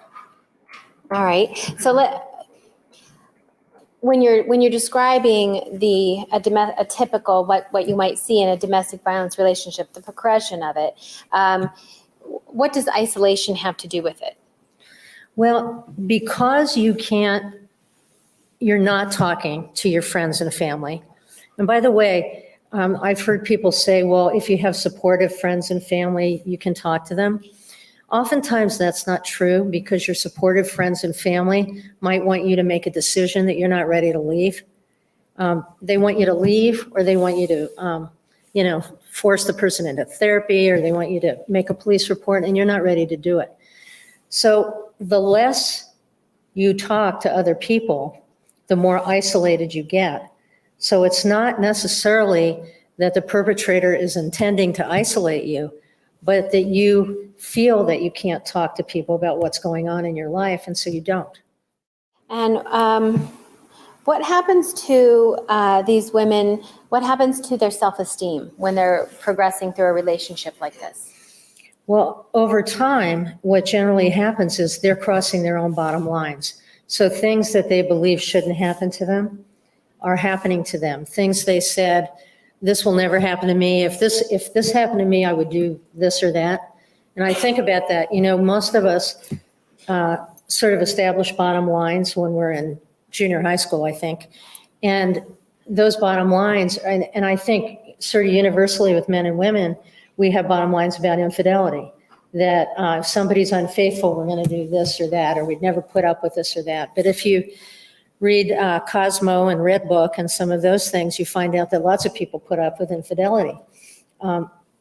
And so we cross our bottom lines. With people who are abused, every time they cross their bottom line, it's like another place where they feel terrible about themselves. So as their bottom lines get crossed and they feel worse about themselves, their apprehension is also going up. And Their apprehension of what? Their fear, right? Yes. Fear about what? Fear about what's happening in the relationship. And most of the time, by the way, they don't say they're afraid. When I interview people who are victims of domestic violence, they repeatedly say they're not afraid. And so I ask them, do you get afraid when the person's angry? And then they say yes. But they're not universally afraid unless it's really progressed to a place where the abuse is happening frequently, where the person is so isolated, that sort of thing. And what does it do? What does it add to a domestic violence relationship when you have one partner with such low self-esteem? If it's continuing to lower, what does that do to the relationship that, as far as domestic violence is concerned? Well, here's the thing. Most people get in a relationship and they're attracted to the person where they are. And that's true for people who are abusive as well. So as your self-esteem goes down, you become another person. And usually the person who is mistreating you stops respecting you at all as well. So it is easier to mistreat you. The more your bottom lines sort of collapse, the more I disrespect you, the more I feel justified in being able to hurt you. So as an example of a bottom line, we might start with that a person would never let another call them names. I freaking love Yes. that Right? blue on Would Kurt. most people think that that's something So they nice. wouldn't allow?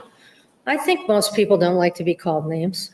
Okay, so if that's a bottom line, but as you describe the relationship and everything that you're putting into this relationship and the time involved and the love that you have for this person, is that something that people allow that bottom line to be crossed by that point? Yes, and the other thing that's happening is that the longer you're together, By the way, thank you so much to those of you who are downloading the podcast and reviewing it. I can't believe there's 79 Apple reviews already, 4.9 out of 5. We've also just crossed with only 20 episodes or 21 episodes now, 8,000 downloads. Podcast-wise, that's phenomenal. Having been in the business, whatever that means, for like 5 years now, fantastic. It is a huge launch. So add it, subscribe, download, rate, and review. That's really helpful. The ratings are bigger on Apple, but wherever you get them, it's available. It's available on iHeartRadio, even on their podcast feed. So yes, feel free. I'm not going to continue to push on that. It seems to be speaking for itself. But Brandi does a great job with her recaps. I just now published the first day of the Hollywood murder trial that Brandi was covering as a recap. So, yes, there you go. the more investment you have in that relationship. And depending, I mean, some people buy things together, some people take trips together. You go on vacations and you have pictures of those trips. That's a very bonding kind of situation.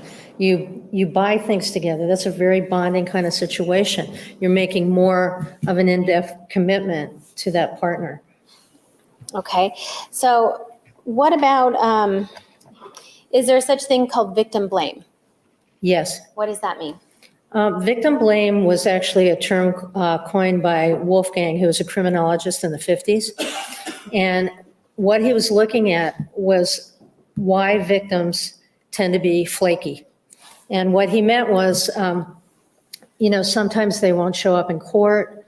Sometimes they won't return calls by, the attorneys who are trying to get information. They won't do interviews, or they change their description of somebody, or they change what they said initially. And he found that we tend to blame victims for their own victimization. And so if I'm not a victim and you're robbed, and I say, well, gee, you didn't lock your door, so I can blame you for that.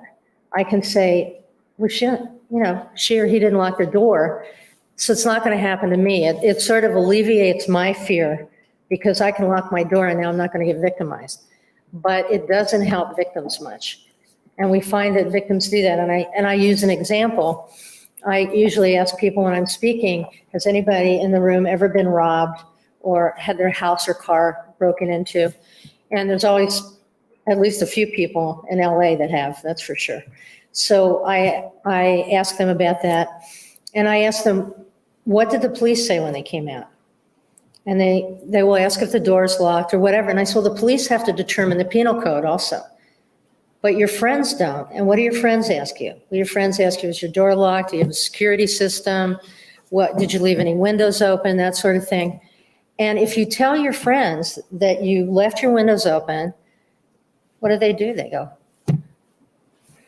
well, of course, that person, you've seduced that innocent person into your house to steal your best things. And I think people go there, and it's that subtlety of blaming victims that we hold them accountable. I was going to say, when you talk about subtlety, so it's not as though they're saying, well, it's your fault that you got robbed because you left your door open. Is it more subtle the way that they ask you questions about your door being open? It could be more subtle. It could be, depending on your friendship, it could be not subtle at all, but it can also be that that it could be that somebody just shrugs their shoulders or just, looks at you a particular way. I got a fever.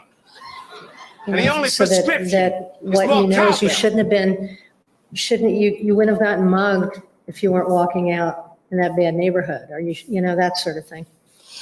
And how does that apply to a domestic violence relationship? What most of us in the field have commonly said is that the more intimate the victimization, the more blame is attached to the victim. So for instance, in sexual assault, we tend to blame the victim. In domestic violence, we blame the victim. Okay, tell me what you mean with the sexual assault blaming the victim. We look at provocation, particularly in domestic violence. In sexual assault, we might look at the way somebody's dressed or who they're hanging out with, or they were drinking or whatever. We, use that. In other words, that the person put themselves in that situation? Yes. Okay. In domestic violence, there's a lot of times the issue of provocation.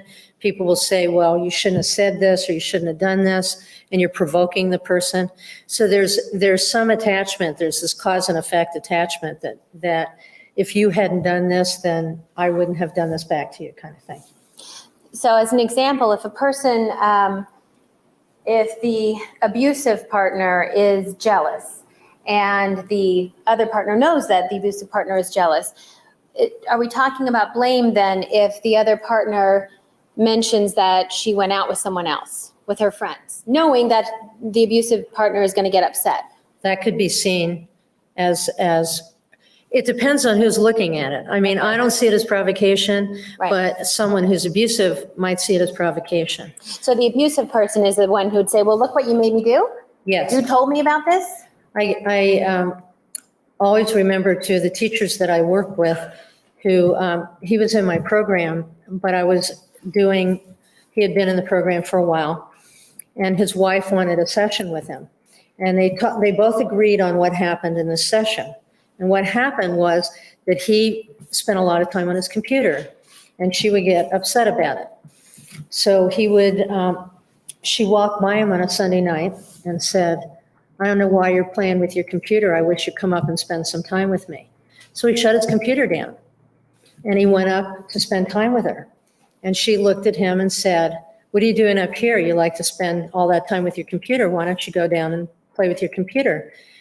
And I thought, well, that would irritate me if somebody did that to me. I'd understand being irritated at that. The problem is that he went on and on berating her over and over again, telling her what a terrible person she was, what a terrible wife she was, that nobody liked her at school, that she was a lousy teacher, and just berated her. So in domestic violence, the punishment doesn't really fit the crime.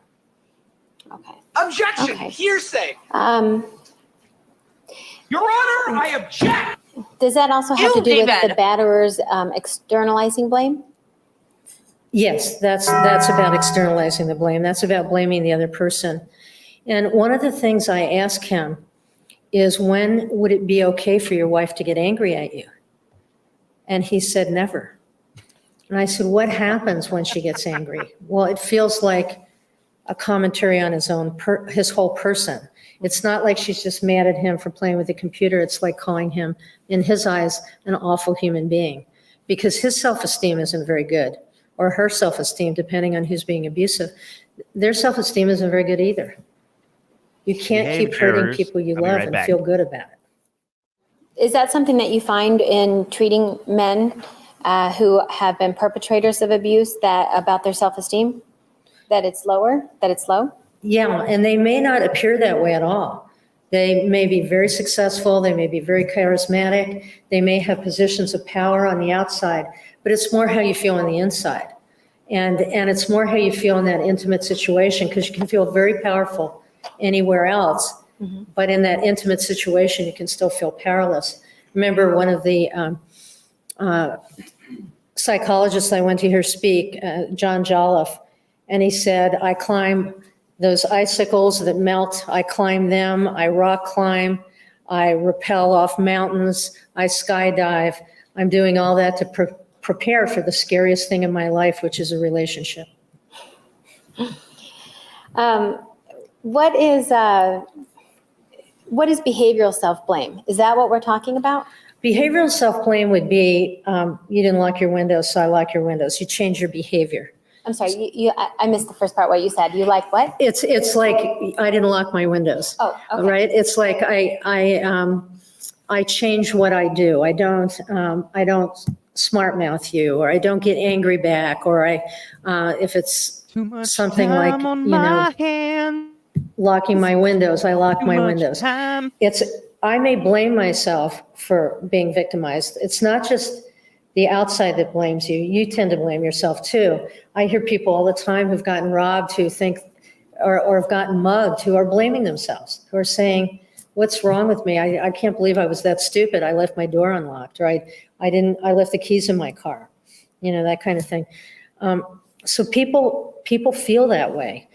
They blame themselves. So behavioral self-blame is an easier self-blame to deal with, because all I have to do is change my behavior. And when I change my behavior, I start feeling okay again.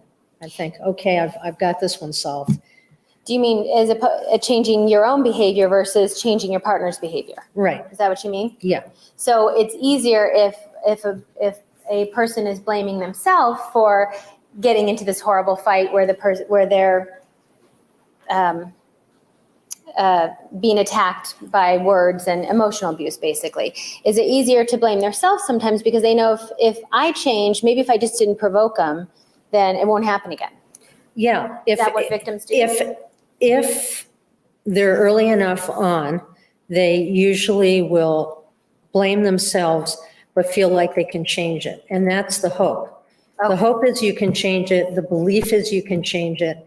And by the way, the perpetrator of domestic violence usually believes they can stop it as well. That he can stop Behaving himself. that way. Yeah, stop behaving that way. Okay. And that's, you said, to do with the hope, I guess, on both sides then. Yes. The hope of the man and hope of the woman. Yeah. And so that's behavioral self-blame. There's another kind of self-blame that's Which is? called characterological self-blame. What is that? Characterological self-blame is when you stop blaming your behavior and start blaming yourself. So you might say, what did I do to provoke it? But then you say, if I'm really a good person, why am I being treated this way? Maybe I'm not such a good person. Or if I'm smart, if I'm bright, why do I stay in this? So you can blame yourself for staying, you can blame yourself for leaving, you can blame yourself for what's being done to you, because you start to believe that there's something wrong with you, and that's why it's happening. And when in the progression of a domestic violence relationship does this characterological self-blame happen? Well, it usually happens after the behavioral self-blame, but once again, there's no magic number with that either. Okay. And what does that do ultimately to someone who starts to blame themselves, their own character? What does that do to them and their ability to leave? It makes it very difficult to leave because you don't even think you're worthy. You don't think you're worthy. And I think the other part that's tough is that when you blame yourself, it's harder to ask for help because you're so ashamed. What it does is add to the shame and humiliation. And shame and humiliation will keep people stuck. In the same place? Yeah. Okay. We talked a little bit when we were talking with the continuum. We talked about the monopolization of perception, and you had mentioned something about a precursor to the hostage syndrome. Right. What is that? Well, the hostage syndrome was named after a bank robbery in Stockholm, Sweden, and there was a bank robbery. Tellers were held hostage over a period of time. And over this period of time, they developed some characteristics. And later, I think it was 2 out of the 3 tellers testified in behalf of the hostage takers. And they found this to be true in skyjacking, and they found it to be true for men and women, both, that they sort of fell into these categories where they started identifying with the aggressor. So they're looking at the precursors, and I use that sometimes when I'm doing assessments. The precursors to the hostage syndrome are, the first one is that you have to perceive a threat to your physical or emotional well-being. So you have to believe that there's a threat. And the second thing is you have to believe that the person who makes that threat or is implying that threat can carry it out. The third thing is the perception of kindness on the part of the perpetrator. Now, if you're dealing with a stranger hostage situation, it can be simply the absence of violence. For instance, people generally at the beginning of I can't say generally, but at the beginning of the hostage situation, maybe have guns held on them. They might be threatened. They might be kept apart. They may be physically mishandled, all kinds of things. And then over time, the relationship sort of stabilizes. And what you see is people are allowed to go to the restroom, or they're allowed to talk to each other, things like that. So hostages in stranger situations can see the absence of violence as kindness, the perception of kindness. So what happens is, because of the isolation and the fear, their perceptions get skewed. Now, the fourth precursor is the monopolization of perception, which I went over this morning. But it's really looking at the fact that when you're in a situation and you're terrified and you're afraid that somebody's really going to hurt you and you're isolated, but you hope you can get out of it, that your focus is on the people that have the power. And so the monopolization of perception. And the fifth thing is the perceived inability to escape. Now, in a stranger hostage situation, that can be true, because most people, even in that situation, don't plan their escape. They perceive that they cannot escape, even in stranger situations. But in an intimate situation, there's that perception that you can't get out. That if you leave, if there are children involved, for instance, you might not be able to get out, because you're going to have custody and exchanges and that sort of thing. But the perception is that you can't leave. And that those are the precursors. And by the way, the perception of kindness is absolutely not just a perception in an abusive relationship, because people who are abusive are also kind. And they can be very kind to the person and very caring for the person, which is part of the conundrum, and it's part of what keeps people in that relationship, is that it's not just a perception of kindness, there really is kindness. Okay. Well, and so how you talked about these precursors, and how does it apply to a domestic violence relationship? And I know we just discussed about the perception of kindness, but how do the other ones, the perceived threat of physical violence, the belief that the person can actually perpetrate the violence? Well, it's not just a perception of physical violence, it's also a perception of emotional violence. Okay. So there's a perception that your emotional well-being's at stake. And so somebody can do that by repeatedly telling people that they're going to leave them or putting them down or whatever that is. So it doesn't have to be just physical. But if it's physical, then you have more than a perception, you have the accuracy of that perception. And if the person has done it to you, then that person is capable of doing it. So the person who makes the threat is capable of making the threat.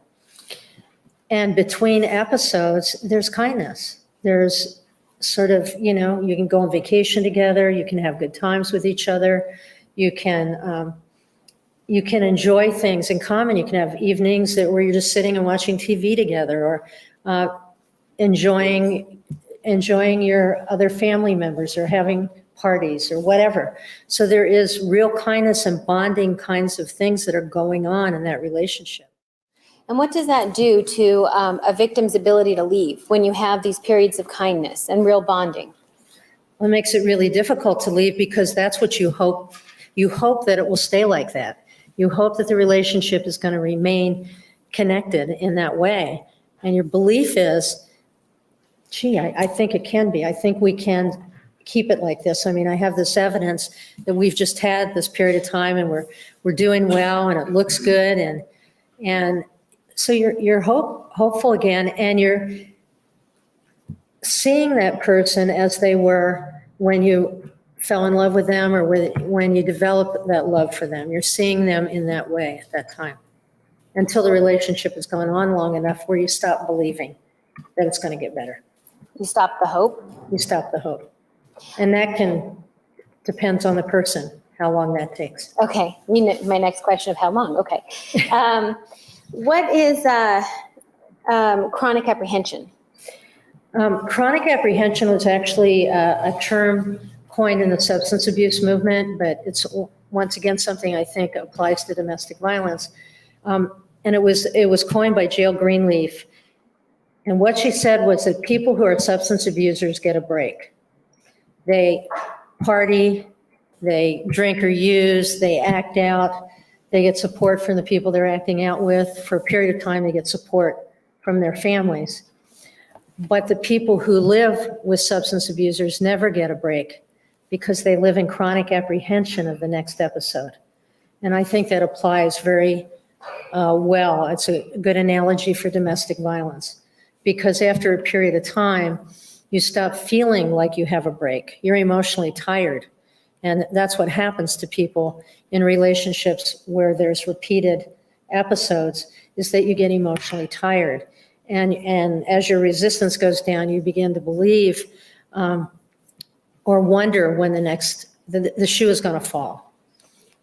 So even though you might be experiencing this time of calm in the relationship with a person who's under chronic apprehension, are they always tense? Are they always waiting for the next episode so they're not able to have that relaxation? By the time they're chronically apprehensive, they are tense a lot of the time. But there's a buildup with any of these things. So there's a buildup of that. You don't have chronic apprehension until you get it, whenever that is. But you begin to develop that apprehension because you begin to believe that this is going to happen again. Okay. And I guess, is that the important part to know when we talk about the steps of how a relationship like this can be formed? Where you're asking people, when he first calls you a name, would you leave? And nope. Things like that. Is that the importance of how a relationship is formed, that it doesn't start immediately? In other words, on the first date you go out, if he doesn't if he hits you, what are the chances the person is going to leave on the first date? Pretty good. Okay.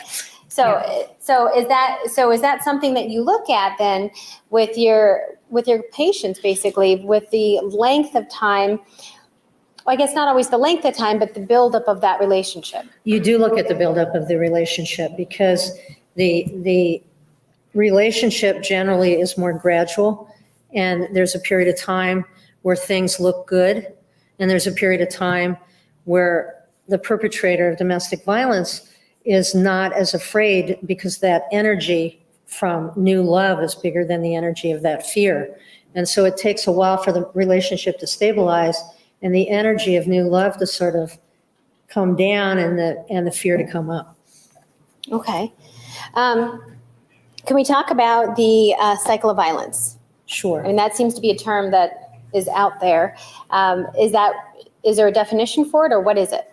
The cycle of violence is a term that was coined by Lenore Walker. She is probably the godmother of the domestic violence movement. She wrote one of the first books, and it was the first book to really reach national acclaim, and it was called The Battered Woman. And she wrote it in 1979. And she describes the cycle of violence. And the cycle of violence is basically a tension-building phase, an episode, and a honeymoon phase. Okay. So that what happens is there's tension, it builds, there's an incident, whether that incident is emotional, whether that incident is physical, whether that incident is verbal, that happens, and then there's the honeymoon. And the honeymoon phase is where they make up. There's that rekindled hope again. There's that belief that things will change. We used to say people bring flowers or gifts during that period of time. Now, the difference is that some people never get a honeymoon, depending, or that the honeymoon phase sort of diminishes over time, and that what happens is you get the tension building in the episode, but you don't get the honeymoon. You don't get the remorse. You don't get the gifts. You don't get the apologies over time. Okay. And when you talk about these phases, is there a timeline that can you guess at all, or give us an idea? I mean, when you talk about tension building, are you talking about 2 minutes of tension because we're arguing, then the episode, and then honeymoon for the next 5 minutes? Is it something like that, or longer? There's no magic number with that either. I mean, depending on the relationship and maybe how many prior relationships have been abusive and that sort of thing, depending on the relationship, you could have a long tension building phase. You could have, and I think most of us who've been in long-term relationships know about tension building, because we can have periods in that relationship where things are tough and there's a tension that builds. And so you can look at that, the cycle of violence, and you can sort of say, well, gee, that happens in my relationship because we've had this tension, and then we get angry, we have an argument, and then we make up. It's just that the cycle of violence includes abusive behavior, and it's different. And so relationships can be cyclical, but what we're really looking at is that this goes on over time. There is a diminishing of being, sorry. There is an escalation generally in what the incidents look like. And so there's not a time that you can actually say, because it depends on the relationship. Now, there are relationships that are really, really horrific, and that can be, you can have a tension building phase, and you can have incidents every week.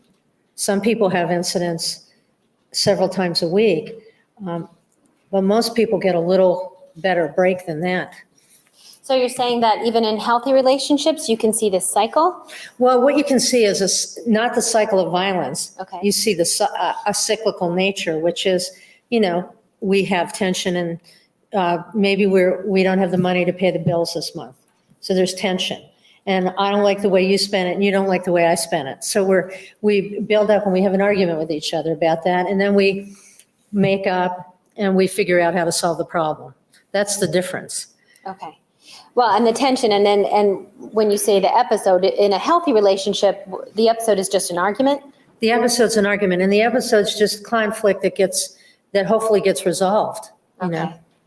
But in a violent or domestic violence type relationship, that episode would be different then, I guess. The episode would be different because it would be abusive in some way. Okay. And then what you would have is the person making up maybe, or, for a period of time anyway. And, but there wouldn't really be a resolution that happened, because it would repeat itself. So what we tend to say, or what we used to say, was the cycle of violence escalates over time in intensity and frequency. And that doesn't happen in a healthy relationship where you learn how to manage conflict. Okay. Because I guess in a healthy relationship, is that conflict resolved? It can be resolved or it can go on, but you don't do the same thing with the information because you're not coming from the same place. Okay. Okay.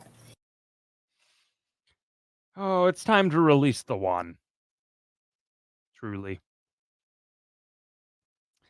Let's see here. I had it all set up and then I accidentally exited out of the video. Go me.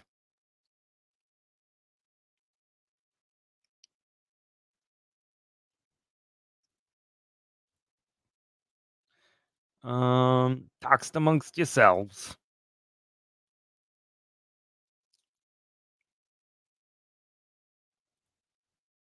And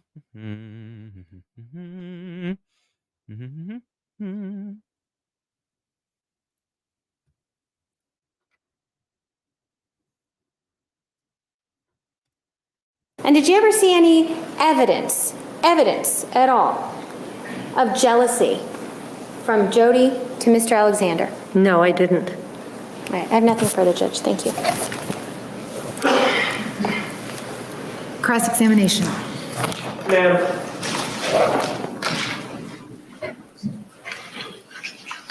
Ma'am, one of the things that you told us earlier was that you have a bachelor's degree, correct? No, I have a master's degree. Well, before that, you had to have a bachelor's degree, correct? Yes, I did. What year did you get your bachelor's degree? 1969. And then after that, you did get the master's degree, right? Yes, I did. And what year was that? 1980. So there was a span of time between the bachelor's and the master's degree, correct? Yes, there was. And one of the things that you didn't tell us was that after the master's degree, you did not continue in your studies, did you? I'm not sure what you mean. You did not obtain a PhD, did you? No, but I continued in studies. So is it true that you did obtain a PhD then? No, I continued in my studies. I took classes and I take CEUs every year. So the answer is no, you do not have a PhD, correct? No, I don't have a PhD. And since you don't have a PhD, ma'am, there are certain restrictions that are placed on you that are not placed on an individual with a PhD, correct? Yes, For example, you cannot administer any tests, correct? I don't administer tests. The answer is no then, correct? Yes, And the other thing that you can't do is you can't read any psychological test either, correct? I can't read any In psychological other tests. words, you may have some training in what you do, but in terms of looking at a psychological test, you may have some idea, but you have to rely on others that have more schooling and training than you to be able to tell you what the results are of a particular test, I right? would tell you that we have different training. And in terms of psychological tests. I have a feeling she's not I would not be gonna doing put up with psychological this. tests. In terms I'm of other fascinated to see things, what I might happens. have more training than someone with a PhD. I'm not asking about other areas. I'm talking about psychological tests. Do we understand each other? We definitely understand each other. With regard to the psychological testing, it's true that you do not have the expertise to be able to engage, if you will, in the reading of tests, correct? Correct, And you can't score tests, correct? correct. And in fact, you're aware of what is known as the DSM-4, right? Yes, I am. It's the Diagnostic and Statistical Manual that psychologists and sometimes psychiatrists use in diagnosing individuals, correct? Actually, that's not correct. There is no such book as a DSM-4? Psychotherapists also use that book, and I am a psychotherapist, Mr. Martinez. So you do use that book then, right? I've used that book. And with regard to this particular case, isn't it true that in that book that you say that you use and that you are familiar with, isn't it true that in that book there is no diagnosis of battered woman, right? True. There is no indication or any diagnosis of an abused woman either, correct? Objection, Judge, may we approach? Yes. Wait, Do can you you tell or do you me? not have experience in dealing with what you allege to be battered women? I do. And with regard to that experience and making a determination whether or not an individual is a battered woman, basically what you have available to you are clinical interviews, right? That's one thing that we have available. Right, and basically a clinical interview is you sitting across from the person that may or may not be a victim of battering and talking to them, right?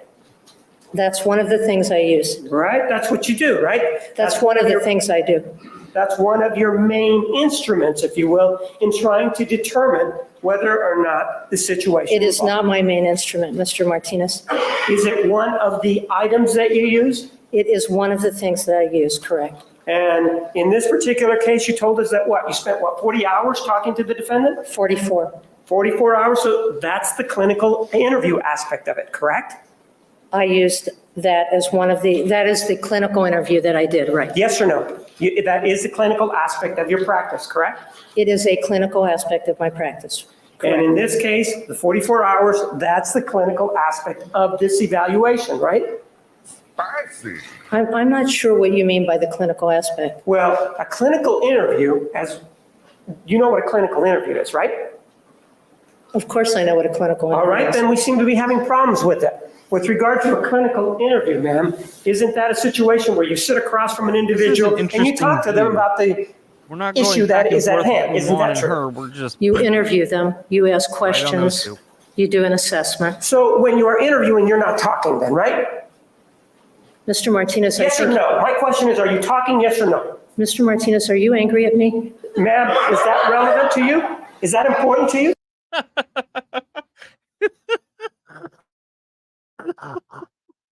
the audience, the gallery. You know what? She's not wrong though. She's not wrong.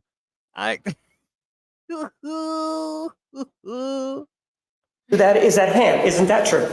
You interview them, you ask questions, you do an assessment. So when you are interviewing, you're not talking then, right? Mr. Martinez, I Yes or think, no? My question is, are you talking, yes or no? Mr. Martinez, are you angry at me? Ma'am, is that relevant to you? Is that important to you? Ladies and gentlemen, please refrain from laughing in the courtroom. Is that important to you whether or not the prosecutor is angry to you I'm with gonna regard laugh. to your evaluation? Does that make any difference to your evaluation whether or not the prosecutor is angry? Yes or no? Judge, compound question. It makes a difference to me the way I'm spoken to, and I would like you to speak to me the way I speak to you. Ma'am, is it true that just because the prosecutor is angry at you, is that going to make you change your answer with regard to whether or not this is a battering situation? No, certainly Well, not. then, the fact that the prosecutor may or may not, or you may perceive him as being angry, that really has nothing to do with your evaluation, does it? No, but it certainly is. Yes or no? Does it have anything to do with your evaluation? And judge, say yes or no answer. Judge, she's trying to answer the question. Some of these questions cannot be answered by yes or no. Ms. LaViolette, can you answer that question, yes or no? I'm not sure at this point what the question is, because when someone is approaching in that way, it's very hard to listen. All right. Restate your question. Just because somebody has a demeanor that you perceive to be angry, is that going to sway your opinion as to what you think in this case? No, it isn't. Is it going to change anything about your evaluation based on the way the questions are asked? No. So in this case, when we're talking about the interview, I'm the gonna laugh. clinical interview, what we're talking about you doing is speaking to the defendant across the table about the issues in this case, right? Yes. And that's the interview, speaking with each other. You spent 44 hours, right? Yes. At the time, Kirk The other has to thing tell her to that you object. indicated to us was that, well, you looked at a lot of other collateral items, right? Yes. You looked at journals, that's what you indicated, right? One of the things I looked at. Sure, and you indicated that you looked at writings of interviews with other people, right? That I looked at. Interviews that were done by somebody else. Yes, yes, You looked at text messages, right? yes, Instant messages, right? yes, Emails, right? yes, And that's how your evaluation was in this particular case, right? that is correct. You did not, other than talking to the defendant, you did not talk to anybody yourself, right? That is correct. So you were left, if you will, in terms of the materials that you were to review, not from the defendant, not about the journals, you were sort of left to just read what somebody else had written about an interview with a collateral source, right? On those particular Yeah. collateral sources, on the Yes. interview parts, certainly, not on the IMs and the I'm text. talking about the collateral sources that actually somebody wrote down a synopsis, right? Yes, And one of the things that we know with regard to your particular approach is that since there is no diagnosis in the DSM-4, there really is no, if you will, guide out there to tell you when somebody is really a battered individual or if somebody is an abused individual, right? that's not correct. Well, what we actually have, man, is let's take exhibit number 558. Isn't this what you used to tell us? So here's the thing about Juan. He's consistent across the board. And for witnesses like Jodi and Dr. Samuels and Gus and those kind of folks, this is surely entertaining. Now, I don't know if I agree with what we heard her say as related to this case. I know what she was saying is backed by research evidence, her experience, and I accept that because that is true. In relation to this case, I don't know if there's a direct connection, but I don't know. I feel like this witness deserves a strategy change, or at least a tone or nonverbal change in Juan, primarily because of how consistent across the board she was for at least what we heard. But I have a feeling she was very consistent even in the other parts we didn't see. So I where I like Juan for folks like Gus and Jodi and Samuels, this is very abrasive in accordance to what she's doing and how she's responding. And she is keeping it together. And I have a feeling she keeps it together the majority of the time. Now her defense mechanism was to hop into, either sarcasm or whatever, but so is mine. And so is a good chunk of everybody else's. I would imagine 80-90% of the of you guys here. So I'm interested to see how this goes. That was an example. I'm not done my. Oh, I'm sorry. I Isn't apologize. this true, Exhibit 558? Isn't that what you ended your testimony with, talking about this particular continuum of aggression and abuse to tell us that the defendant, in your opinion, was the victim of abuse, right? That was not the only thing that I used, Mr. Yes or Martinez. no? Did you use this to tell us that the defendant was in an abusive relationship? Yes or no? Judge, she tried to answer the question. He interrupted her. Overruled. You may answer. Yes or no?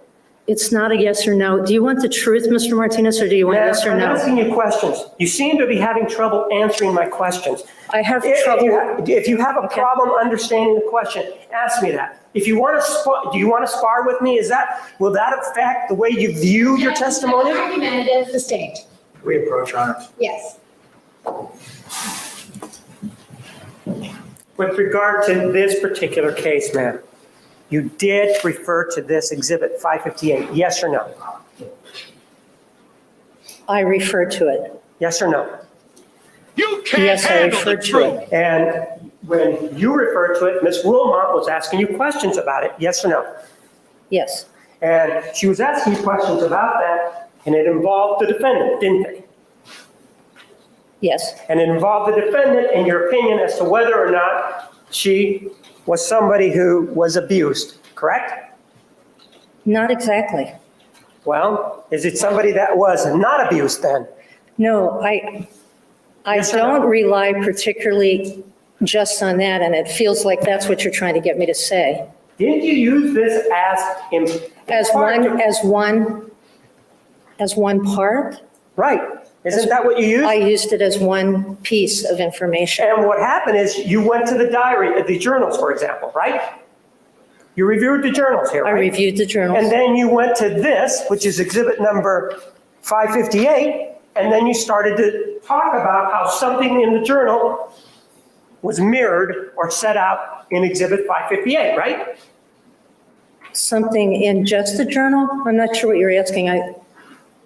Are you asking me if the only? Let me ask it this way. Do you Okay. remember talking to us about a lot of journal entries? Do you remember talking to us about that? Yes, Do you remember talking about certain dates, right? Do you remember that? yes, And do you remember talking about what was written in those journals, right? yes, You characterized what was written in those journals, right? I don't know. some of what was written in the journal. I Yes, charac- some of what was written in those journals, you characterized it, right? Mr. Martinez, I'm not sure what you're saying. With regard to the journals, do you remember talking about the journals? I do, Do you remember talking about specific dates in those journals, right? I do. And with regard to those journals, for example, with regard to the defendant, you indicated that she never said anything negative about Mr. Alexander, right? Objection, this characterizes your testimony. Overruled. You may answer. Do you remember saying that? I said that I hadn't read anything that she said that was negative.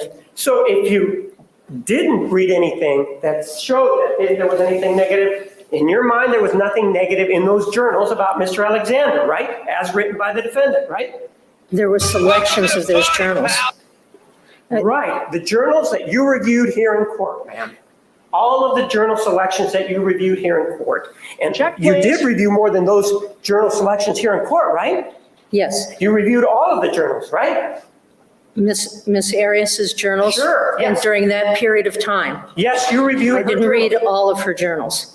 You read journals aside from the ones that were presented here in court, right? Yes, I did. So as a result of those reading of those journals, you then said to us, for example, well, there is nothing in those journals that is said by the defendant negative about the person that she killed, right? No, that's not true. Characterizes your testimony. Overruled. She's answered. Her answer will stand. Okay, tell me what negative things the defendant wrote about herself.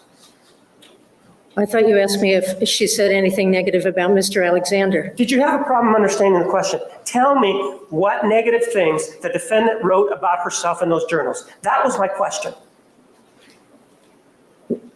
Would you show me what you're referring to? No, you're the one that just told us that you read journals before you came here into court, didn't you? I did. And you spent many hours, correct? Yes, I And did. you charged $250 an hour to read them, right? The standard fee, Mr. Am I asking if that's a standard fee? Apparently not. And ma'am, and in those journals, the ones that you read, the ones that you can remember, can you think of anything negative that the defendant said about herself in those journals? Anything? She talked about being depressed. She talked about, and there are numerous places where she talks about feeling bad about herself in places, not just in the journal, but in places. I'm talking about the journals, ma'am. Remember, that's what we're talking about. Just the journals. I read the journals.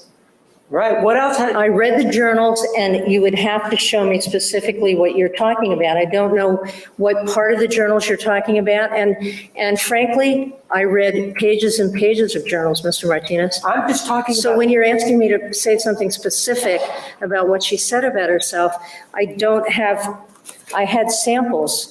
Do you have samples to give me that I can see where? I'm asking you from your reading of the journals, as you sit here today with the memory that you have intact, what can you tell us that she wrote that was negative? You did say that you read the journals, right? I did read the. Argumentative and foundation date and time that he's referring to.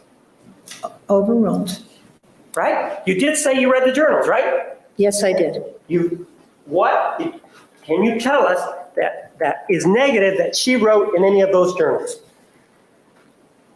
You're asking me specific comments she made, and I can't tell you specifically what she said because I don't have the journal with me. Oh, so in order for you to tell us what she wrote in the journal, you have to have it in front of your face so that you can read it, right? Objection, argumentative. Sustained, rephrase. Well, it seems to be what you're telling me is that your memory is lacking as to what was in those journals. Yes or no? No. All right, then give me another example. What's really funny is that he's asking her to point out things that he just said she said weren't there. So, yikes.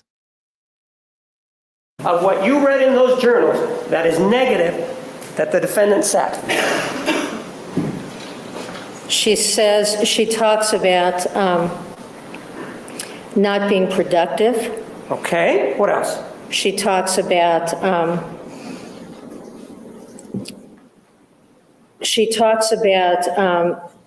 feeling Make your lousy blood about pressure herself. Okay.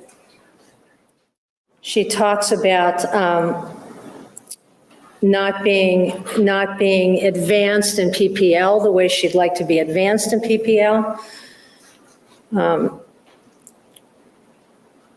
She talks about not having her goals, not forwarding her goals in the way she wants to.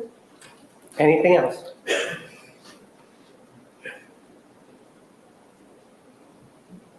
I'm sure there are other things. But you just can't remember right now, right? I can't. And all in all, what you've given us is a pretty positive picture of the defendant, because those kinds of things that you're talking about are really not that major in the grand scheme of things, are they? They're not that major.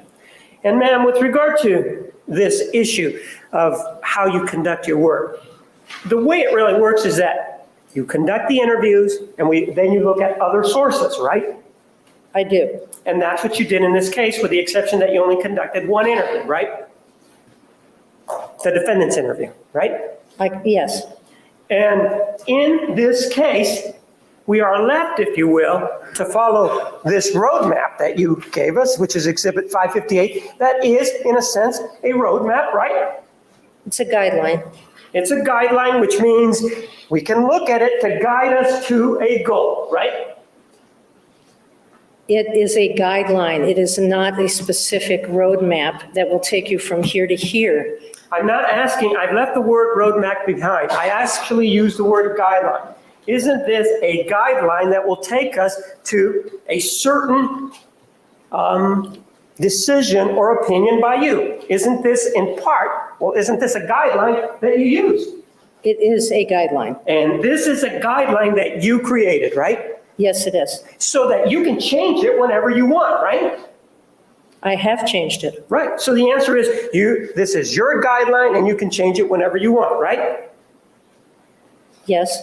And in fact, with regard to using this guideline, isn't it true that you really don't even have to talk to any of the parties that are involved in order for you to reach your opinion?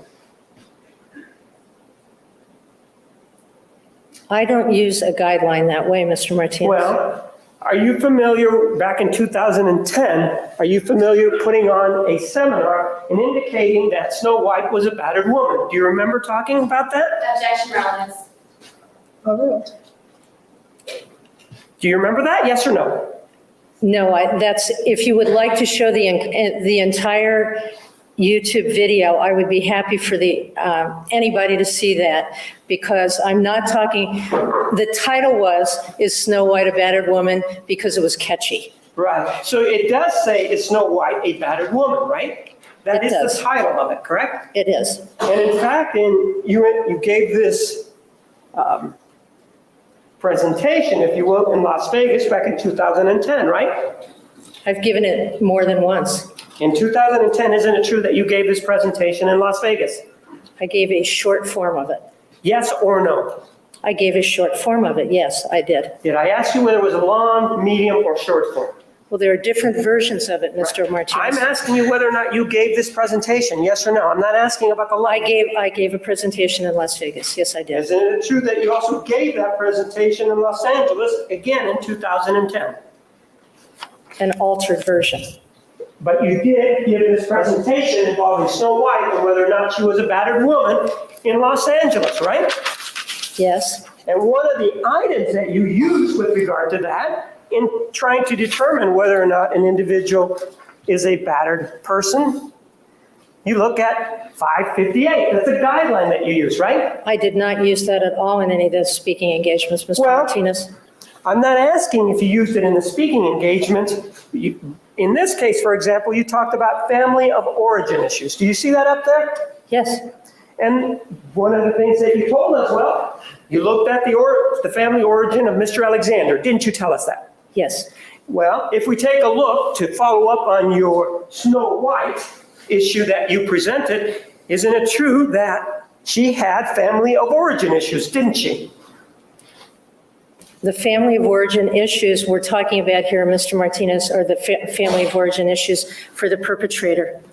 Okay, so in other words, in this case, you see Mr. Alexander as the perpetrator. You don't see him as the victim. No. And so it's, Well, I see, I am looking at domestic violence. And in regard to domestic violence, I am seeing Mr. Alexander as the perpetrator. Yes. and one of the things that we know about your presentation also is that, and Snow White and the Seven Dwarfs is a fairy tale by the Brothers Grimm, right? Yes. And in it, we have an individual, that's the king, right, who is married and has a kid and they name her Snow White, right? Yes or no? I'm not using the Brothers Grimm version. I'm using the Walt Disney cartoon. I just want to make that clear. So there's different, all right? But it is true, though, that Snow White had a father, right? Yes, she did. And the father was the king, right? Yes. And it ends up that Snow White's mother ends up dying, right? Yes. And what ends up happening is that he remarries, right? Yes.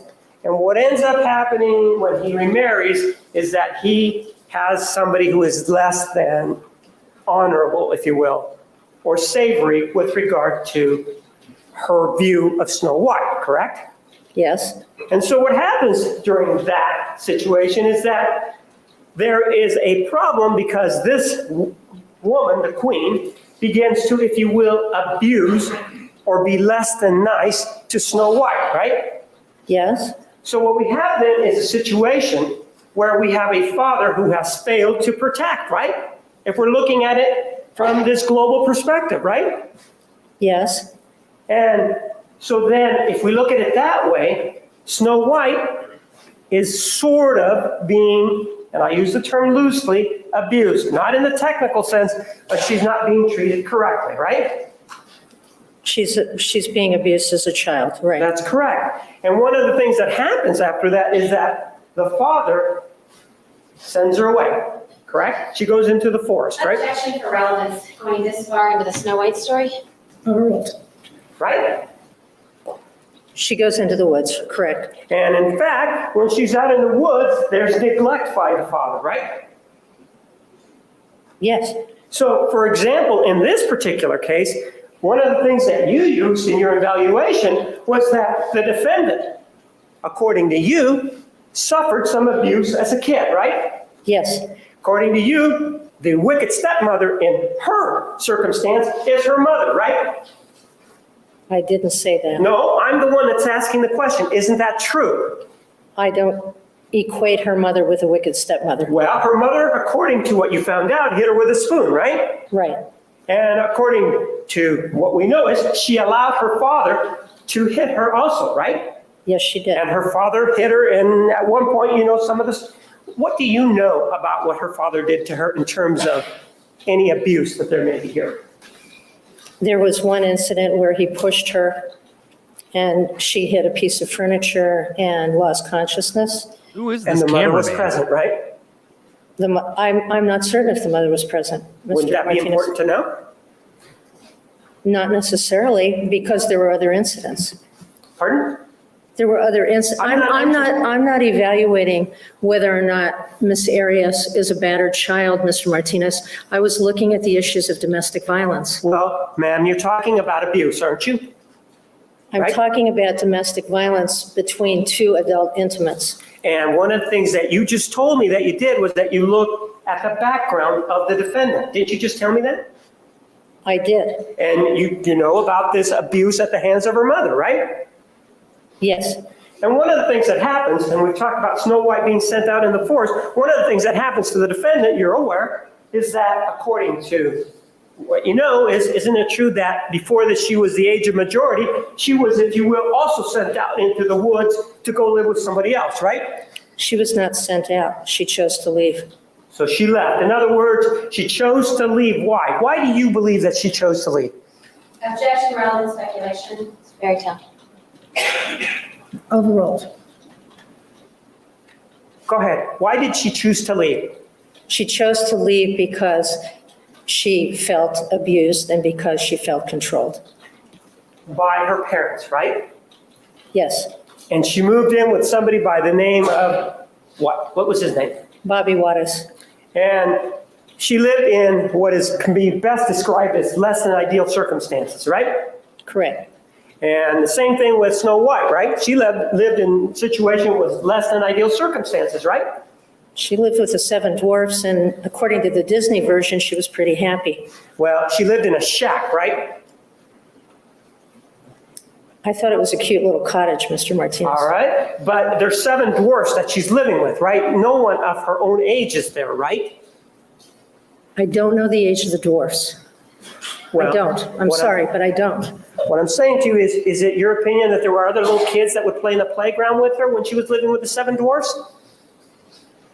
Objection, relevance. Wow, that took a while. Argumentative. Overruled. You may continue. Overruled. Would you repeat the question, please? Is it your understanding that there were other little kids to Rolling play in her with grave. Snow White out near the shack? Near the cottage? No. In fact, she was just there cooking and cleaning, right? The hell? Well, she was talking to the birds and singing with the animals. And cooking and cleaning for the dwarfs, right? Correct. Isn't that sort of what you know about the defendant and Bobby Juarez, right? I don't know that Jodi Arias was cooking and cleaning for Bobby Waters. Do you know if he was working?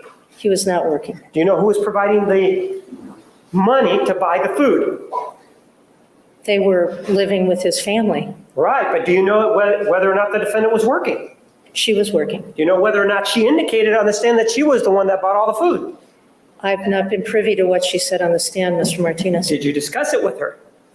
That she bought food and Sure. brought food into the house? Yes, she did. And then with regard to Snow White, one of the things that we know is that Something bad happens to her, right? The incident with the apple, right? Yes, Somebody comes and harms her, right? yes, And we can take it different ways, but do you know any incident involving her and Bobby Juarez? yes. What is the incident that you know about? I know about a time that he choked her. I know that he, according to Mr. McCartney, verbally abused her. So with regard to the choking, that's a violent act, correct? Correct, Just like this issue involving the apple is a violent act, right? correct, And with regard to Snow White, we know that she ends up going unconscious, as we would talk about it in this day and age, right? correct, And basically what's going on with her is that she's waiting around, right? For Prince Charming, right? Or somebody, right? She's waiting around Well, she's not going anywhere, right? when she's unconscious? Right. Well, when she's unconscious, she's lying around unconscious. This is And then insane. we have the kiss or whatever This happens. is insane. And Snow White awakens, right? Correct, And she starts to live with Prince Charming, right? yes, And if we start talking about this issue involving the balance of power, in that particular situation, Snow White has no power, right? Objection, relevance. Overruled. Right? well, she's a queen. I'm not sure what kind of power she has. The king has the power, doesn't he? Objection, foundation. Relevance, foundation, speculation. Overruled. Right? Well, the king, yes, has more power. Right. And so if, for example, Snow White, in this relationship, if we're talking about the balance of power, in that case, she doesn't have much power, right? Objection, speculation, judgment may approach. You may approach. Based on your understanding now, who had the power in that relationship? The king or the queen? In the specific cartoon of Snow White, I'm talking about Snow White and the Seven Dwarfs, which you have used on 2 separate occasions. Mr. Martinez, you're mischaracterizing my presentation. I don't do my presentation the way you're characterizing it. Ma'am, isn't it true that there's a syllabus that indicates, for example, that from 11:10 to 12:10 in Studio 3, Alyce LaViolette presented a presentation titled, "Is Snow White a Battered Woman?" Would that be true? That's the title. It was a catchy title. So is that yes? That would be true then, right? It was a catchy title, yes. So, yes, I am reading it correctly, right? You're reading the title correctly. You're not reading the content correctly. Now, what this shows us is that with your approach and with Exhibit 558, even if no one's alive, even if it's a myth, even if it's all made up, you can still come to the opinion. Wait till he finishes the question. Finish your question. Isn't it true that you can still come to the opinion that the person in this fantastical world is a victim of domestic violence? That is incorrect. Well, That was not what I said in my speech. and I have said repeatedly that it is a catchy title, and I used it. But what I do in the speech is to talk about gender and power, and I talk about gender. Mr. Martinez, I'm not talking about Snow White actually being a battered woman. I use, well, you'd have to see the speech and you'd have to see the content, Mr. putting Martinez. aside your presentation, now we put aside your presentation, isn't it true that using your continuum of aggression and abuse, and by reading this myth, we can plug in and go through this and make an assessment that Snow White was a victim or was a battered woman? We can do that, can't we? No, we cannot. What- We absolutely cannot. There's an objection. Ms.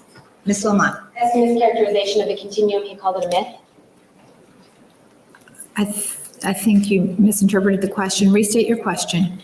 Isn't it true, ma'am, that if we take a look at this continuum of aggression and abuse, which is Exhibit 558, if we use that and we refer to something that's wholly a myth, using your expertise, we can make a determination, for example, that Snow White was a battered woman, can't we? No, we cannot. Well, then let's talk a little bit about Snow White and whether or not we No, have let's some not. of these issues that are presented here. We're in your talking- exhibit.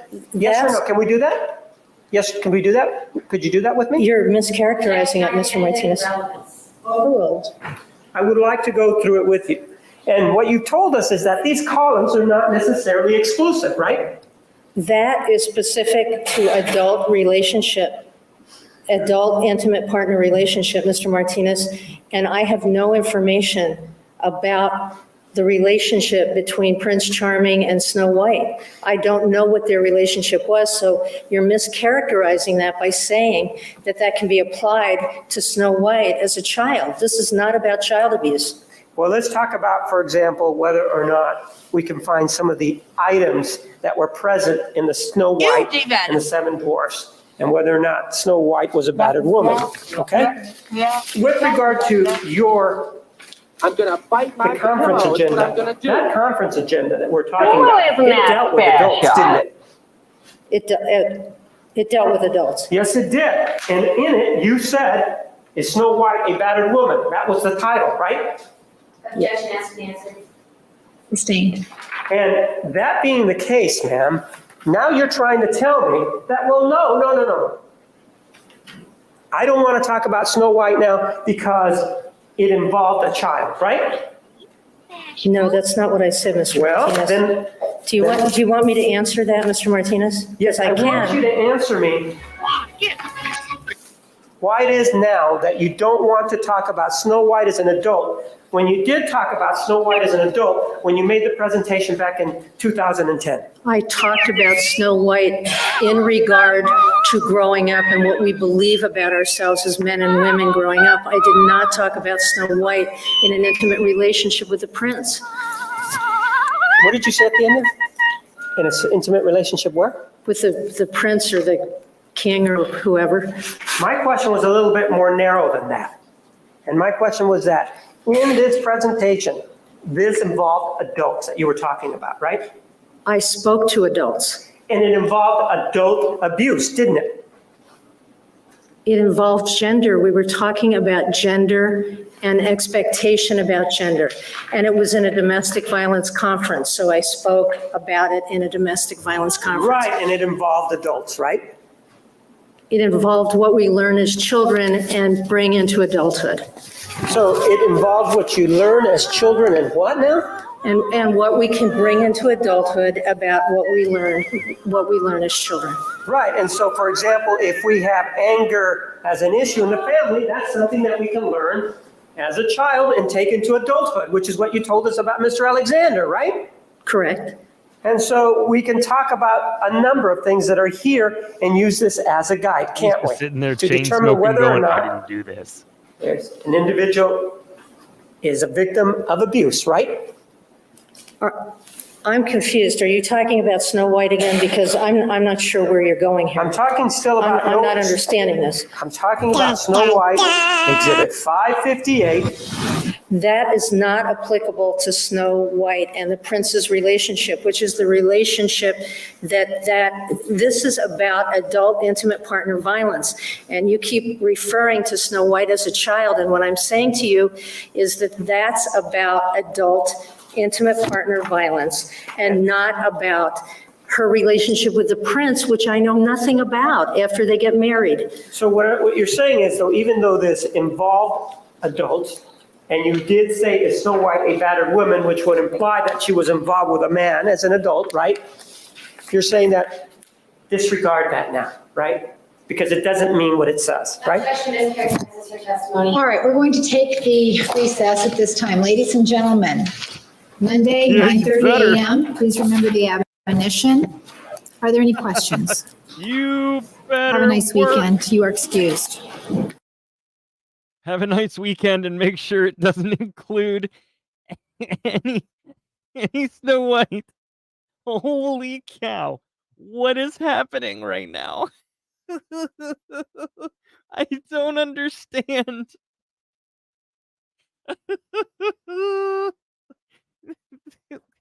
I, right?